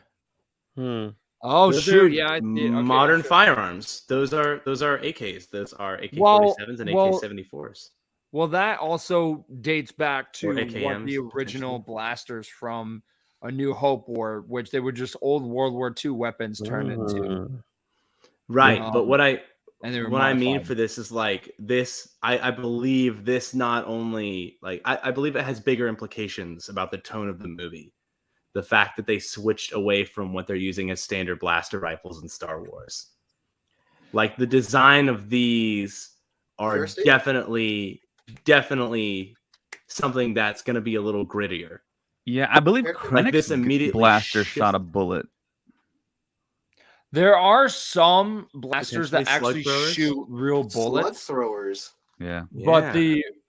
But those blasters that shoot actual bullets in Star Wars are meant for Jedi because it's easier for people using those blasters lightsaber to kill them because the lightsaber cannot deflect those and they're smaller and it's harder to see. I don't know what the history of blasters and slug throwers are in current Disney canon. I don't know if it's ever touched upon. But I mean, slug throwers existed before blasters. You gotta sip their drinks at the same time. Yeah, so fat and satisfied as two big guys are drinking. This like laboratory scene right here, where they're all sitting around inside of that Imperial office. Do you think that has something to do with the? Do you think we're going to see something about the Death Star, like initiative going on with this planet? Well, at this point, I think what's gonna happen is through this season and then the next season is like we'll definitely see more of the Death Star being planned and everything, and we'll probably see Galen Erso like show up as well. I would be surprised if they didn't have. I'm gonna say no. I'm gonna say we're not gonna see any Death Star stuff at all because I think season two, yeah. But at this point, I don't think we're gonna see any Death Star information about. No. I said like by the end of the like by the end of the show. At the end of season 2, but not. I don't think they're even gonna mention anything in season 1 about a Death Star. Do you think that there'll be something to do with Thrawn? Episode 2 though? Yeah. So like, it's hard to say. I don't want to say no because I really do want to. I feel like this is like the best time to be like, look at him.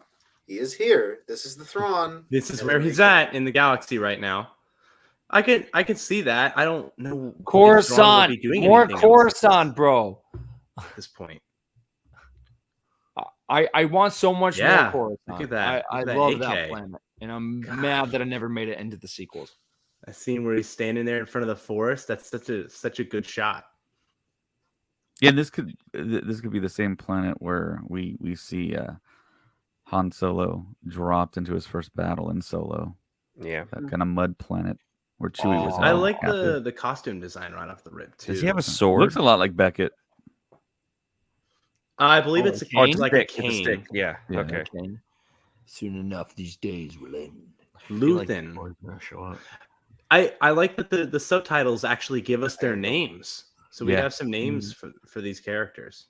I also like how we're diving deep. We really are diving deep into the heart of the Empire, and what's nice about all these shows and everything, it's gonna make us understand the Empire more because I loved near the end of the first season of the Bad Batch where we actually saw the Empire actually forming and stormtroopers like actually coming to be.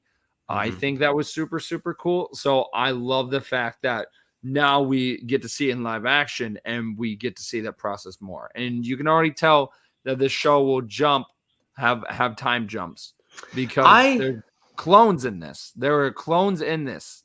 And the clones were already going away near the end of season 1 of the Bad Batch. So that flashback will probably be when Cassian is a kid, because remember the line he tells Jin where he's like, I've been in this fight since I was 6 years old or 5 years old or something. I forget, but yeah. That was that a back shot of Mon Mothma of the back of her head? That was. So I wonder, we've already seen him brought back. We've already seen Bail Organa brought back. Do you think we're going to see him get brought back in this series as well, alongside Mon Mothma to like go on crusade against the Empire? As a cameo, but I'm more excited for Ian McDiarmid to come back as the Emperor in this, and then we know he's going to be in the Bad Batch season 2 as well. Yeah, that's good. It's good. I'm excited for him. That's awesome. That no joke, a year ago he died. Like the Emperor died in Rise of Skywalker, and now he's showing up back as the Emperor in different projects. Like somehow he's going to return again. Yeah, it's like somehow Palpatine returned again. I mean, he is the primary like driving antagonistic force for pretty much all of Star Wars that we know of, except for the High Republic right now. We see a lot of different shots. I really like that the shot of the clone troopers like fanned out with their blasters aimed at that person, like slowly forming a wall around them. That's a really good shot. Camera work on this stuff that we see right here is already just amazing. Look at that. Look at those phase 2 clone troopers right there. Oh my God. In all their glory. Looks so good. Do we think the CGI or do we think they're actual people in costumes? People in costume. Of that first episode, they were people in costume at the opening of Kenobi. Yeah. I think that's also it's also groundbreaking because all the clones in the prequels were all CGI. There was no actual costumes. So I'm hoping we see more clones and costumes. Did they say how I many? like how many new ship designs we've been seeing. It's cool. I forgot to mention that. For season 1. Season 2 will be 12, and then the final episode will jump into it will lead into the events of Rogue One, which I think is brilliant, by the way. Like, I'm so excited to watch these shows and then go and watch the movies because now I feel like, all right, I'm going to watch everything in order, and you start from the beginning, Clone Wars, Obi-Wan, I mean, like Solo, then Obi-Wan, and then like, oh my gosh, yeah. Yeah, these Kenobi episodes have made me want to watch the prequels. The guy on the bell toll, his name is the Grappler, and I wonder why that is. I'm very curious about that. I wonder if we're going to see him fighting someone. I think we might. I think the way that he poses before he strikes that bell is like a pose of power. It almost looks like he's sort of taking up like a fighting stance where he raises that one in the back high above his head behind him.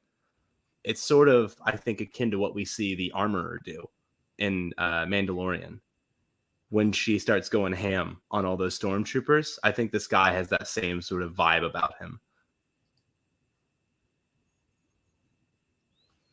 More Game of Thrones characters in my Star Wars, please.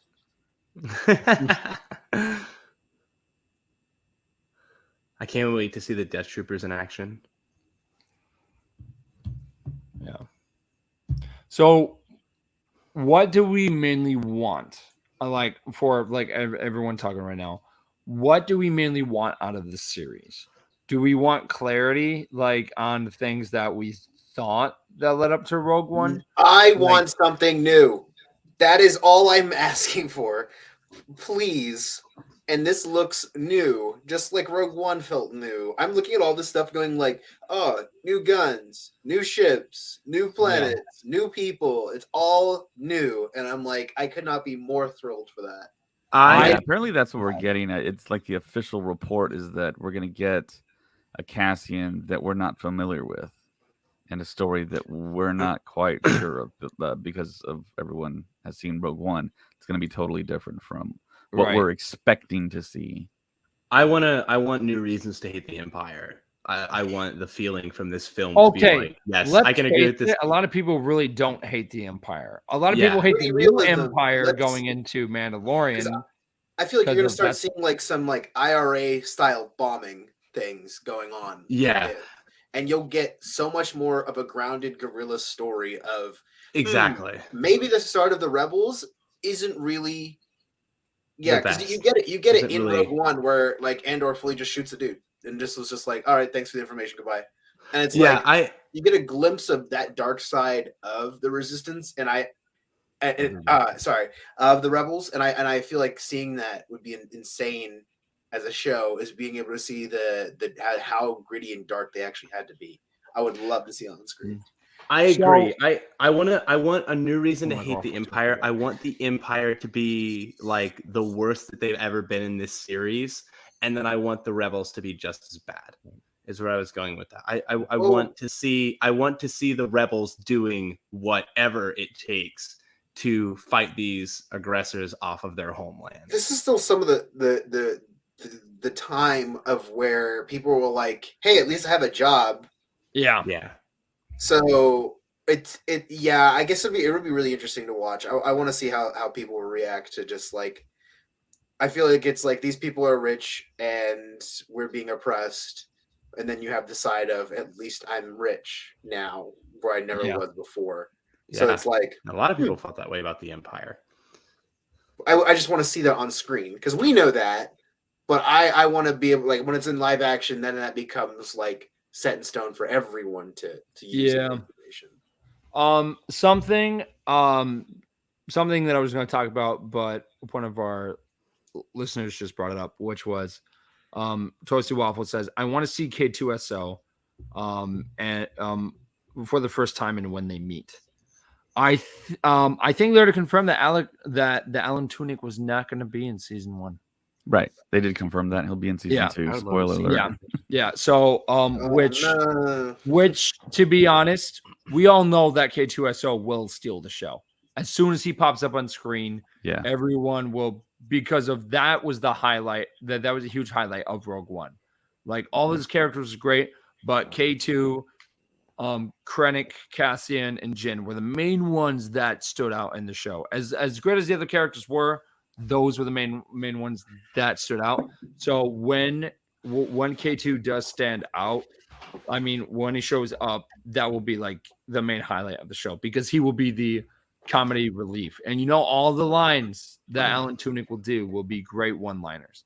And and it will definitely be interesting to see how he how Cassian and K2 kind of have that understanding and kind of friendship of going forward, and how they meet as well. And I feel like in the series there will definitely be time jumps where people will be confused, will be like, wait, at this point he was a kid, but now he's like, you know, I forget his name, but Forrest Whitaker's character, Saw Gerrera. Gerrera. I was just thinking about that too. We'll see him at all? I could see him showing up as a cameo. Yeah. Oh yeah. Okay. Cool. Yeah, I think we are. Yeah. I would love to see more of Forrest Whitaker as Saw Gerrera. One of my favorite castings. I think we would maybe see Jyn as a kid, maybe then as a cameo.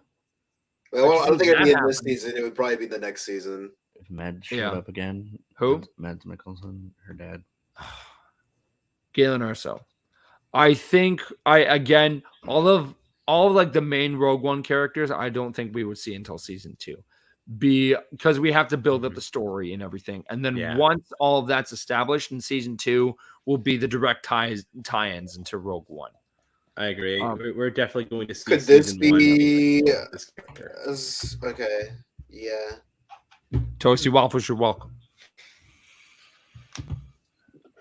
But yeah, is mainly what the Andor series is going to happen. Do you think Cal could show up here in season 2? Okay, so more likely than Obi-Wan, I think. Okay, so kind of going back to Kenobi, the like biggest character that I could see having cameos in that show would be Cal Kestis, because it's a direct kind of.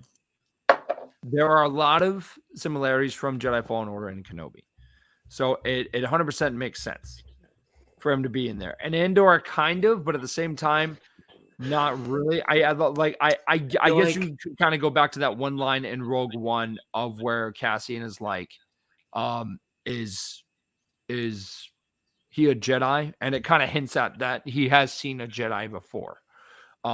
So maybe that's how you could tie Cal Kestis.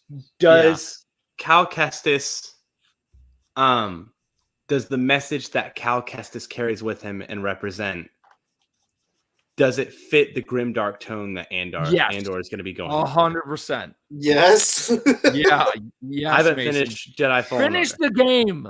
I would like to. I'm getting to it. Okay. No, here, Mason. You know what? You can't be on the podcast until you finish the game. Just go watch like a YouTube playthrough. Honestly, just watch some me speedrunning Jedi Fallen Order so I can be on the podcast again live on Twitch. Well, Mason does have contacts in London, though, so yeah, he can still be on the podcast. Huh? Wow, funny how that worked out. Thank you, David. Appreciate it. I guess I know who secured a spot for SWCA 2023. Mason, I was just kidding, man. I love you, bro. Oh yeah. Yeah. Well, plane tickets. But the other, I wouldn't doubt he would be like, oh, hey, by the way, like I know you, you know me, that kind of thing. Like even like a mention of him would make me happy. Yeah. But something else. One other character that I could see making a cameo, and Obi-Wan, which is, I mean, a lot of people wanted to happen. I just say, make it happen. The small cameo, it's fine. Is Hondo. Hondo would make sense to show up. Hondo. Yeah. I feel like Hondo's one of those characters that sort of like doesn't need context as to where he is. No. Just like, he's here for business. He's here to swindle people. There's money. He could just show up and everyone would be 100% fine with it. Like of just be like, oh, okay, you know what? Hondo's there. It's Pooh Bear. It's fine. It's whatever. He's very much a wild card as a character. But yeah, no, I know the Andor series will be great. I love that we're getting more dark and gritty with Star Wars.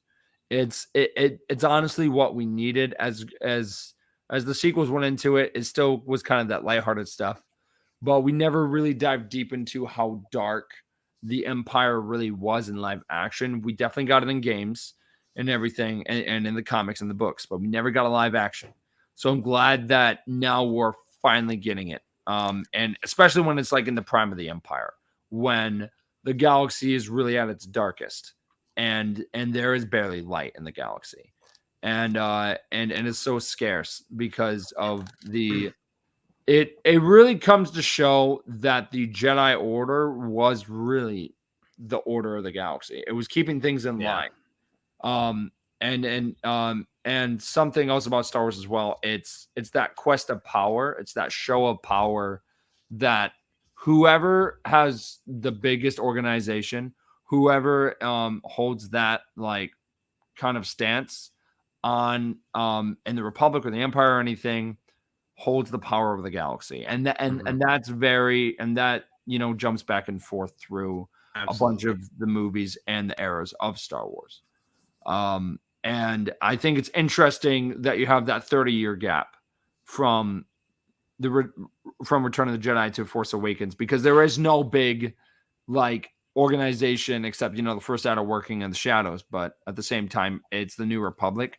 But the New Republic isn't as big as the original, not the original, but like the Republic from the Clone Wars was, because there's no clone army. There is like people are just there.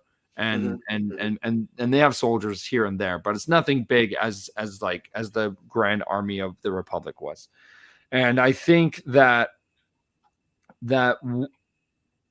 diving deeper into the Empire and diving deeper into that era was probably one of the best things that they could do. And especially with the Obi-Wan Kenobi series, like I can't wait until next week's episode, and the one after that, and the one after that, because it's diving deeper into this lore and era that we all always wanted to see. And speaking of Cal Kestis and all that, there was the new trailer that dropped for Jedi Survivor. Josh is a big fan of Jedi Fallen Order, so I am gonna let him be in charge of it. There we go. So the first thing I said about this trailer, I was like, wow, that's what an Utapauan should look like. Should I see myself out for a minute so you guys can talk in the spoiler-free zone? There's nothing I can really slam you with. Yeah. Cool. So this opening shot is of the Mantis, of course. Like, ooh, look at that. Now what planet do we think this is? No clue. Hopefully it's new.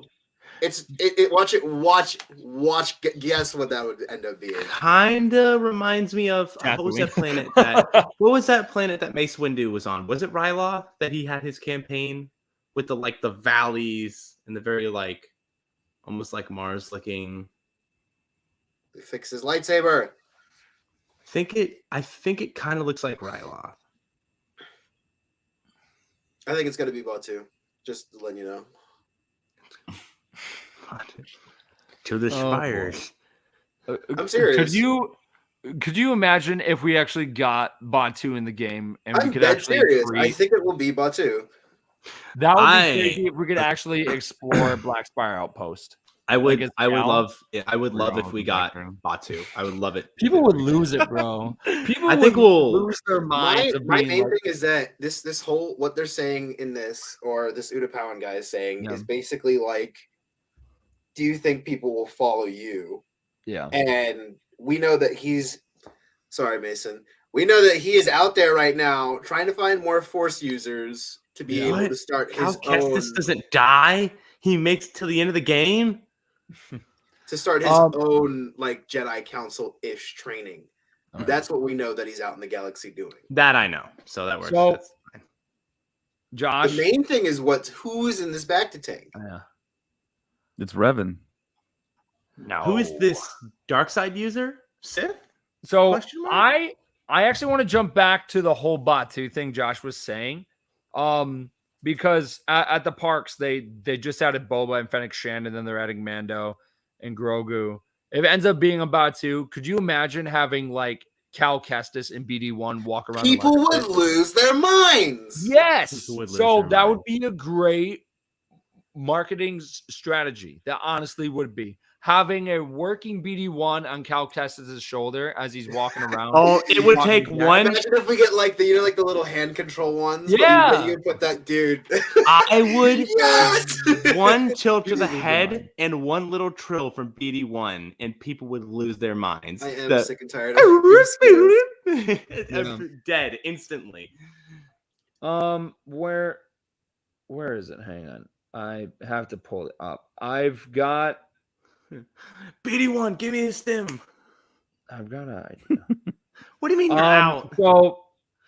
So the theory of the guy from Jedi Fallen Order is it who's in the back to tank? Is that what you're saying? Yeah. Okay. I know there's a comic book character that very much resembles this character. Kai Rak in Phila. He was the first Jedi Master that Darth Vader fought after Revenge of the Sith. And he matches that description. I've got a picture of him pulled up right here. I'm having trouble seeing. He looks younger than that. I think it's a clone. I think it's a clone. I think it's missing an arm. Male. I don't know. What's that stuff in his shoulder? How funny would it be if this was like a clone of the Emperor and we get that whole kind of that story again? Wouldn't be funny. I think it would be cool. I think that'd be cool. I like this. Wherever this is some really, really hidden place that is like off the beaten path, either not hidden or as in like it's just forgotten to time. So we also know it's not. It wouldn't be on Camino because at this point Camino is completely destroyed. But I think I saw a theory somewhere where it's like this Jedi was in a coma during the Clone Wars. He's been like back to tank this entire time, and then Cal Kestis stumbles upon him. He's like, oh, by the way. Yeah. By the way, Order 66 happened, and you and I are the last two. Sorry, so remember that Galactic War? Oh yeah, who won? Well, that's the thing. No one really. Because he would have known just peacetime. The game really looks very cool. Yeah. But yeah, no. Wow, man. I think the game is going to be a smash hit, and it's only for next gen consoles. So. Good luck if we don't. Yeah. Yeah, I get to play it. Can't wait. I don't have an Xbox. I don't have a new Xbox yet. So time to upgrade your setup, boys. I know. Can we? Is that a justifiable business expense? Yeah. If everything no, you don't works out. You get a new Xbox. You get a new Xboxes. It's for business purposes. I assure you. Well, I think Colin would have first dibs on something like that because he is the gamer. He does run the Twitch channel, so and we all know he doesn't have one. So he's the only one that doesn't have like a next gen anything. Yes. So thank you. Or a PC. Yeah. I hope. Okay, here's a question. Moving on, just from the story, what do we hope from the game mechanics of Jedi Survivor? What do we want to see? More exploration, more side exploration. I want more. A reasonable request for sure. Yeah. I think the new Lego Star Wars game is a fine indicator that an open world Star Wars game would work. We know that it's not this one. Yeah. There is one coming. It's not this one. We have to wait for the people to finish with their whole Avatar thing first. Yeah. And when they're done with Avatar, then we can get back onto this. Hurry up with Avatar, man. Come on. Let's go. As great as Blue Aliens are, I would like to go and get spiced up on Coruscant and then go and steal Lamp Like I want a free roam game so bad, bro. Like that would be so much fun of being like, hey, Josh, Mason, David, Brad, let's all go hop on Xbox and I would love to do a bounty hunter mission. Almost. Like, Have you guys GTA ever played The Star Wars. Division or like The Division 2 or something like that? Yes. I would love to see a squad-based clone trooper free roam game that's sort of like The Division. Where you have this entire sandbox that you could, but it's this like entire Commando, sandbox that you could run around with like a squad. That would be sick. And you had a like third down view. The shooter would be really cool. For Jedi Survivor, I'd like to see some of the combat mechanics tuned up. I would like to see some of the movement mechanics tuned up. Just to feel a little tighter. Please be less Dark Soulsy, please. Is that what you're saying? Look, I feel like that's what you're telling me right now. Please please be Flash for fun, please. No, please be more Dark Soulsy. Please respond as well as the Dark Souls games do as well in the middle of combat. Okay. Tune up like iframes and stuff like that. Yeah. I feel like the movement was a little wonky sometimes in Jedi Fallen Order, and I feel like it can be done. But like that's the thing. They're forte shooters. Respawn's forte was shooters for the longest time. This was an ambitious project for them to take on. I feel like they so now they have some time. As long as they play to the strength of exploration, giving something new to fans, because this was the first time I ever saw something so new from Star Wars where I was like, this really hooks me back into the series. It was something new. It was mystic. We got to see like Dathomir again, and it was like Dathomir with witches and zombies, and I was just like, this is just everything I want to see that we just don't see nowadays in like live action. So I remember being at that panel and of back in 2019 and being like, okay, this is different. This has the vibe of you are the character. Like it's kind of like a Master Chief situation of where when you're playing the game, you're picturing yourself as the character. I felt like that, like playing. I was worried about that because when they had described it, they had said like most people were like, this is going to be that open world, whatever. And then they're like, no. And then it's Fallen Order and you're on the run. And so people are like, so you're just going to be running the whole time? Like there isn't going to be like anything to really do, or like you're just kind of hiding. There's so much to do. And it was funny when like people finally got their hands on it. They're like, this is a completely different thing than I thought it was, what it was going to be. People started playing it. And then, it's this, I think the story is so new and fun that it's great. Like Cal Kestis is still a character, but I felt like the connection to him as a Jedi is a little bit more open slated. Definitely with your like Master Chief reference. Yeah. Mm-hmm. But it isn't like a character who doesn't talk and you just kind of absolve yourself into being that person. I don't feel like I'm Cal Kestis, but his views on the galaxy, I'm like, wow, that's really cool.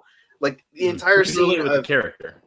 Yeah, the entire scenes of him and his flashbacks of Order 66 is completely like amazing. And I don't know if you've gotten to those parts, Mason, but not yet. I'm on. Those parts are probably the best parts of the game, and it's funny seeing how much came out of that game that still pops up into Star Wars nowadays. Because I saw like the with Obi-Wan grabbing Leia when she falls off, I was like, that is exactly from the game. That is something that happens exactly the exact same from the game. And I was like, well, what do you know? That's great. I love it though. I thought stuff would pop up like that. I want to see more of those scenes, like how they had in what was that like highly movement based scene on Kashyyyk where you're swinging from like vine to vine, chasing after that giant creature that like like the around. Dragon thing. Yeah. More of that. I want more of that. That felt really good. One thing that I have so much praise for about Jedi Fallen Order is the introduction to all these creatures. But the use of the terrain and the world, how they can take all these reusable assets and make these beautiful, expansive levels. Because one thing I was surprised about was like every time I took a turn on Kashyyyk, I was like, okay, this is it. This is going to be into the world. Wait, there's more. Okay, take another turn. Okay, this is going to be it. This is the end of the world. Oh wait, I want high trees and everything. It was great. Loved it. Amazing. And then it started going up and it became vertical. And then that whole chase sequence happened, and you're sliding down the log, and you're swinging from vine to vine, chasing after this creature. Amazing. I want more of that, but honestly, if we end up going to Batu, where it's like, hey, you can explore Black Spire Outpost and stuff, and then you can explore the rest of the planet as well, where like that where would be nuts. That'd be really cool. People would flip out. Like, honestly, that is a huge money maker right there in itself, because not only can you play in the game, then when you're done with the game, you're like, you know what? I can just go visit. Let's go to Disney World. Good marketing. Yeah. But that right there is like respectable marketing. Yeah. And I think that's something that fans corporate synergy. Yes. Like I think that's the thing that fans have had to disconnect for so long, where they're like, that doesn't feel very like, I know how much Star Wars is with their merchandise and their toys and all this kind of stuff, where I want to be able to be like, hey, you know what? I liked you trying to give me a ad for what you have, because you made it interesting and you made me want to know more about it. Not just be like, hey, come to Batu. It's like, here's some secrets of Batu that you may have not known. Yeah. Don't you find those Jedi cool? Survivor, Halcyon DLC. Right there, not that far, but being able to express more about the planet would be great. I would love of course. Yeah, I agree with what you're saying. I want to see more of Batu in general. Because I want to go see Pika. I want to go see Galma. I want to go see Soraba.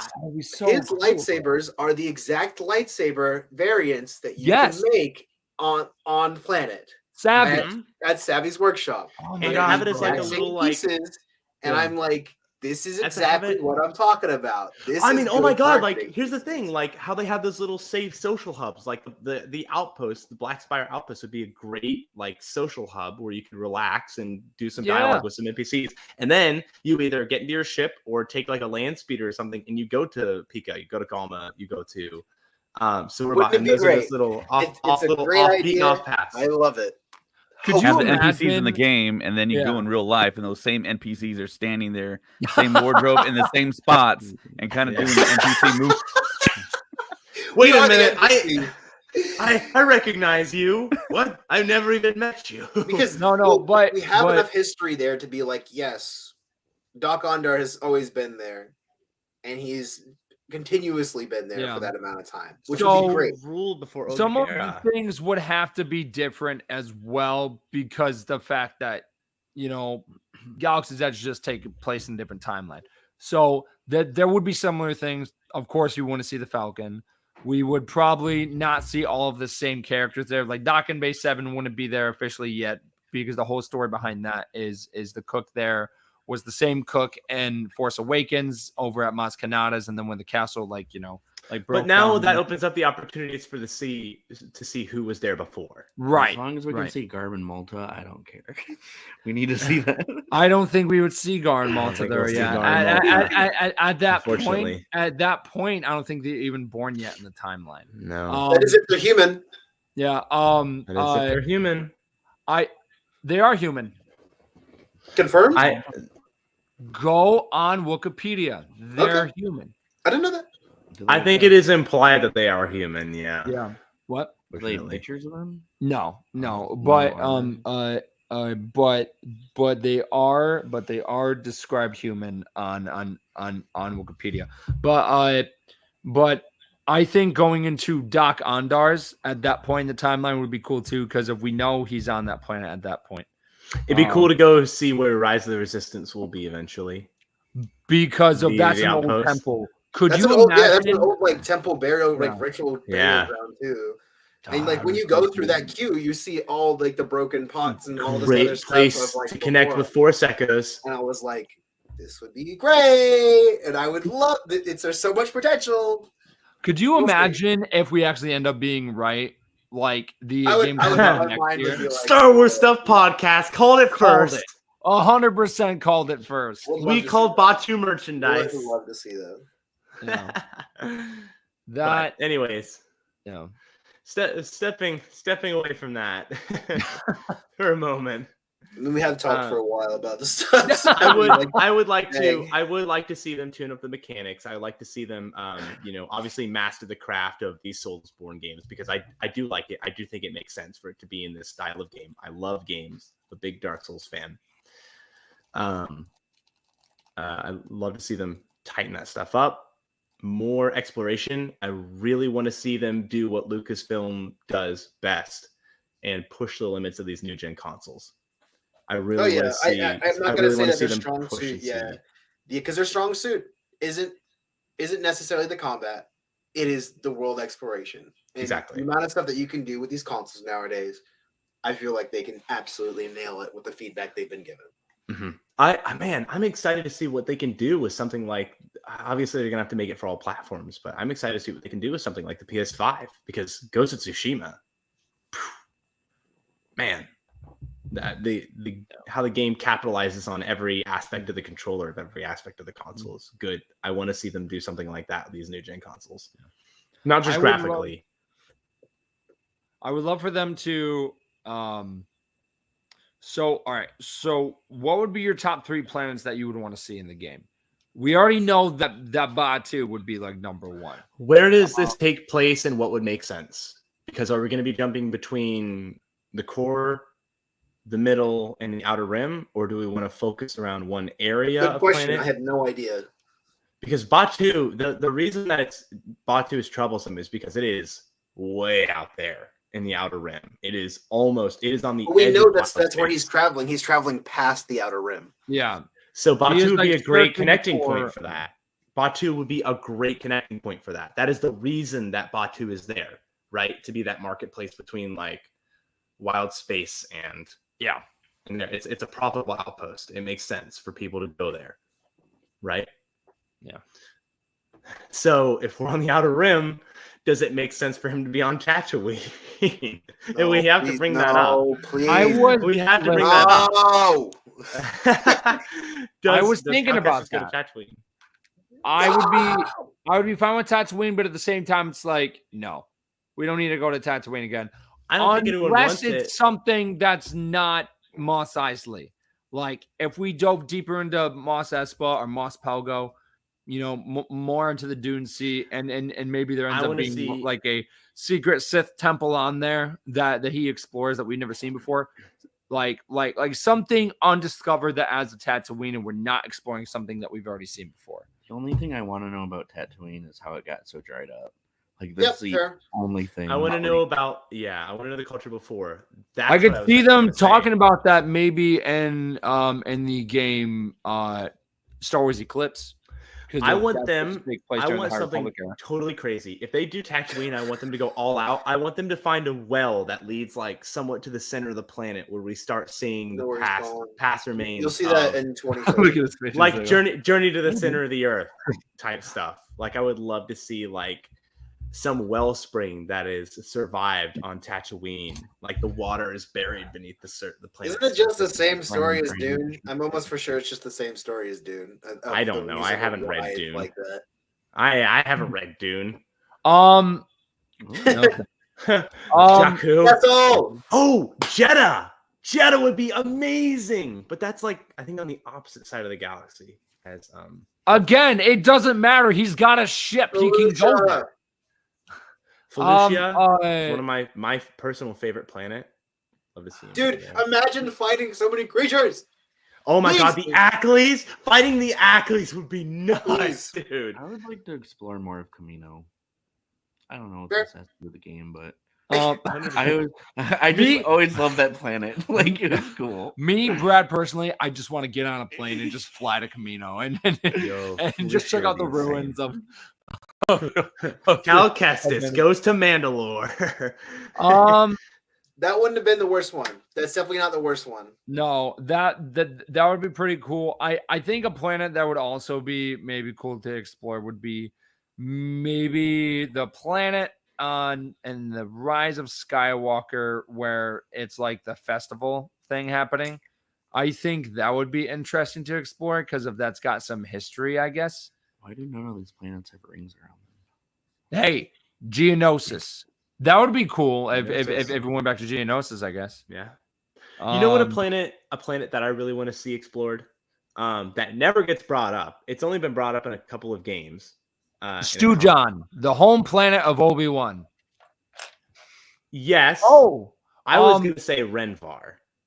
I want Renvar so bad because Renvar is like famous for having these like ice caves, these like beautiful ice caves, right? One other thing I want to see those. About, it's like they very briefly went over it in the last episode. Obi-Wan having a brother. Obi-Wan briefly mentioned having a brother. Yeah. What if he's supposed to be Owen Lars? Because we had that whole little. What was it for?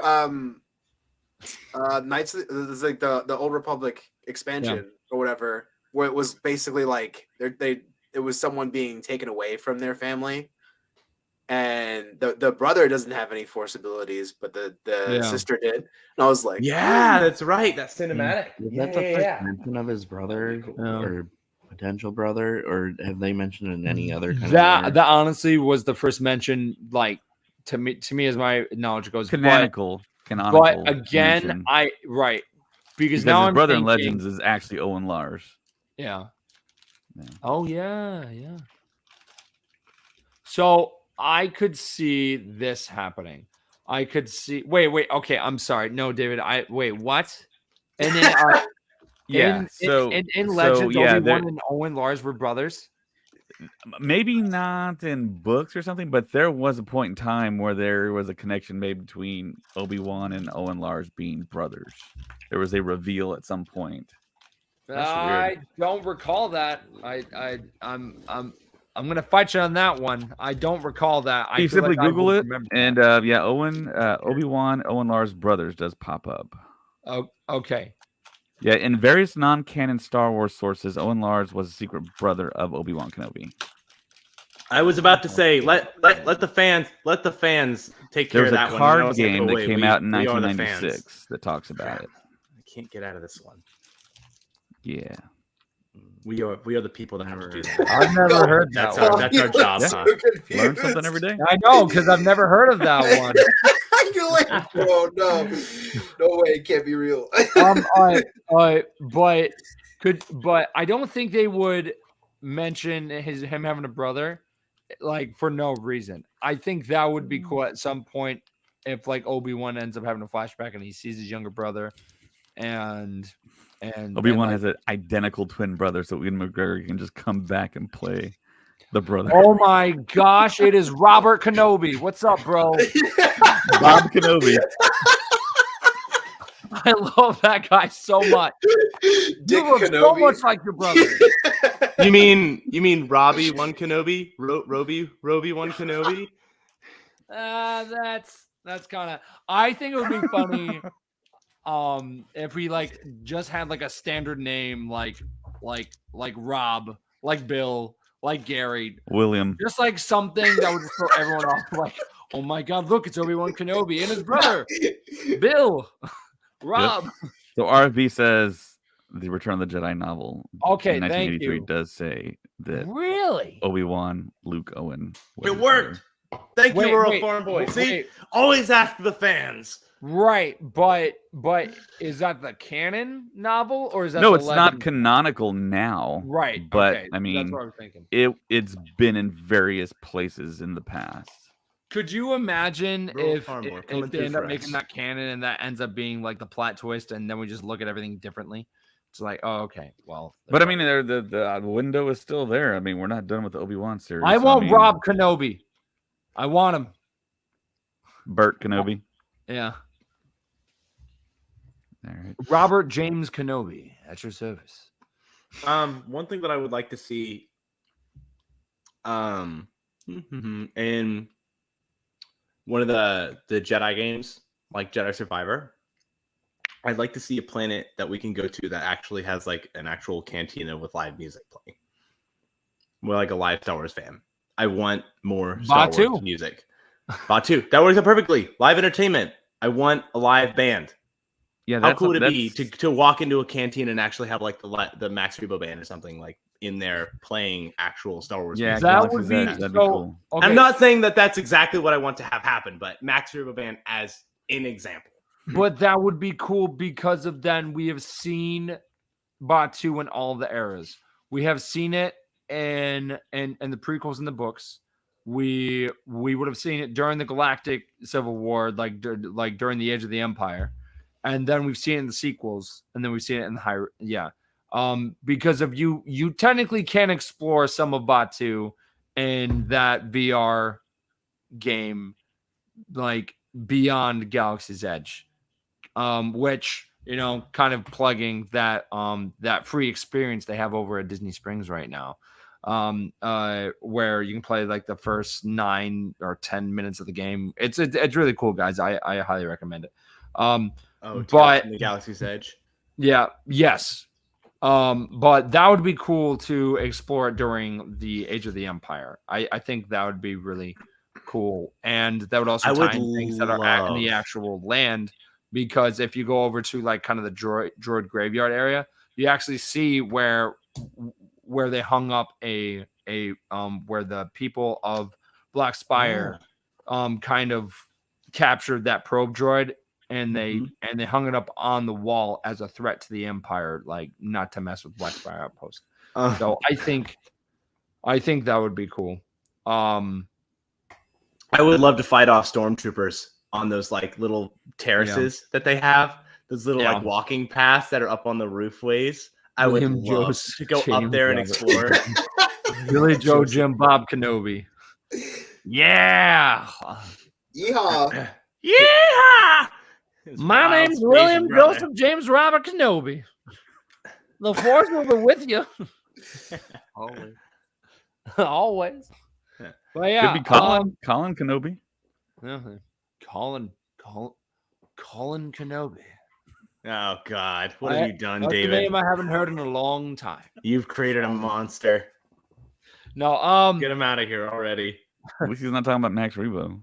Yeah, that's true. Well, no. Fair enough. Okay. Well, all right. So we just broke down big things that happened at Celebration. Now that was only like a couple of the things. We have the next couple of days and weeks kind of planned out of what we're going to be talking about. The original plan was just to talk about everything that happened at Celebration in one episode. And we all felt like that wouldn't justify all of the info that we would be able to drop, because no one wants to listen to a 10-hour podcast. Like, come on, let's face it. Well, okay, fine. Bold of you to assume. Okay. Some people would, but it's just like, if you divide it into different categories, you can spread it out more. And I think we talked about a lot in the last like almost 3 hours. So in our next episode, we will talk about Mando season 3, like of that trailer breakdown. And is that public yet? Is that no? Is the Mando thing public yet? No. But me and Colin saw it. Someone needs to tell me about that, please. At least the Lucasfilm showcase. Well, guess what? Listen to the podcast, Mason. What? I'm on the podcast. I don't listen to the podcast. That's not how this works. So in the next episode, we will do a full trailer breakdown of Mando season 3, and then we will talk about the Skeleton Crew announcement and the Ahsoka teaser breakdown, which I know Brooke is very excited about. And then don't worry, we did not forget about Tales of the Jedi and Bad Batch season 2 of that trailer as well, because there is so much Star Wars happening, guys, in the next couple of years, and then even talk about the movies or the other games that they're doing. So honestly, I'm excited for the future of Star Wars. There's so much to explore. There's so much to learn. There's so much to talk about. And we're going to be there for the ride, guys. We're going to be there for the ride. Yep. And then also just a reminder that it's after Celebration. So starting at the end of this week and the beginning of next week is when our Patreon is changing. We will drop the full announcement of how everything's going to be different on there. So stay tuned for that. The great Josh Anderson is behind all that. So we were very, very excited. And we got tons of stories, guys. Personally, we have tons of stories, tons of things that happened that went down, new connections made, future guests that have promised to be on the podcast. Celebration, it's man. a little unbelievable. So and it's I haven't said this publicly yet, but it's my personal goal to put at least one piece of content up every 24 hours on Patreon. So it's going to be well worth it to subscribe to Patreon. Yes. So. And not only that is when we do have special guests, some of it will go to our public, and then we'll have the extended interview on our Patreon. So how many subscribers do we need to get on Patreon for Colin to dress up in a Max Rebo suit? Hey, and do a live stream. I think it's already in the works. Probably. If the fans want it, man. If the fans want it. No, I'm just kidding. But honestly, there is so much to discuss and to break down and for a long time. And we're super excited to have you on that journey. We're on Instagram, Facebook, Twitter, YouTube. When all the new games and stuff going on, we're on Twitch. I'm still going on Twitch every once in a while with different matches on Battlefront 2. And for a Patreon also, we are definitely going to be breaking down the books. So if you guys are reading the novels, get ready for that, because there's a lot of new incoming books coming out. So that's really exciting. And please go on Apple Podcasts, go on Spotify, drop a review. Don't worry, I'm not done talking about the lottery system, because oh man, this year was terrible. It was really, really bad. But you know what? We will discuss that later. But yeah, just keep sending us messages. We love hearing from you. We met a bunch of you at Star Wars Celebration. That was so cool of meeting you guys, coming up to us and telling us how we would make your day on your way to work. If you had a bad day at work or something, and then you just put on your headphones, listen to us on a long drive somewhere. Like, we are glad that we are part of your Star Wars journey. That honestly is an honor on its entire own situation. So we love you guys so much. Yeah, one of our patrons actually came up to me. I was at a food truck, and he walked right up to me. He's like, "Are you David?" I'm like, "Yes, I am." And here's a picture of our encounter. Yeah. So that, oh, look at that! I love his tattoos. Yeah, that's Maka from Patreon. Sick. Yeah. So it's honestly, Star Wars Celebration is the place to go because of the people that are in the Star Wars community that do listen to the podcast or know you from somewhere or whatever. You'll just bump into them. It's like, wow, I haven't seen you in 5 years, man. How's it going? And sometimes you run into people that you didn't know that were Star Wars fans that you run into because of I think James said that he ran into his old professor from college from 10 years ago, and he was like, what the heck is going on? So it honestly is so cool. So next year it's going to be in London. The bridge. There's a chance that some of us may go. Mason, what's up, bro? What's up, man? But no, I will try my best. All right? I would like to go. Yes. Right. So honestly, that would be awesome to have Mason and Josh I would go. I would like to go to London. Celebration. And then on top of that, it's London. So it's like that and all the Harry Potter stuff would be dope. But yeah, no. But yeah, guys, thank you so much for listening. We've got more news on the way. From David, Mason, Josh, Brad, and I. We all love you so much. Thanks for being on, by the way, Brad. May the Force be with you always. Oh.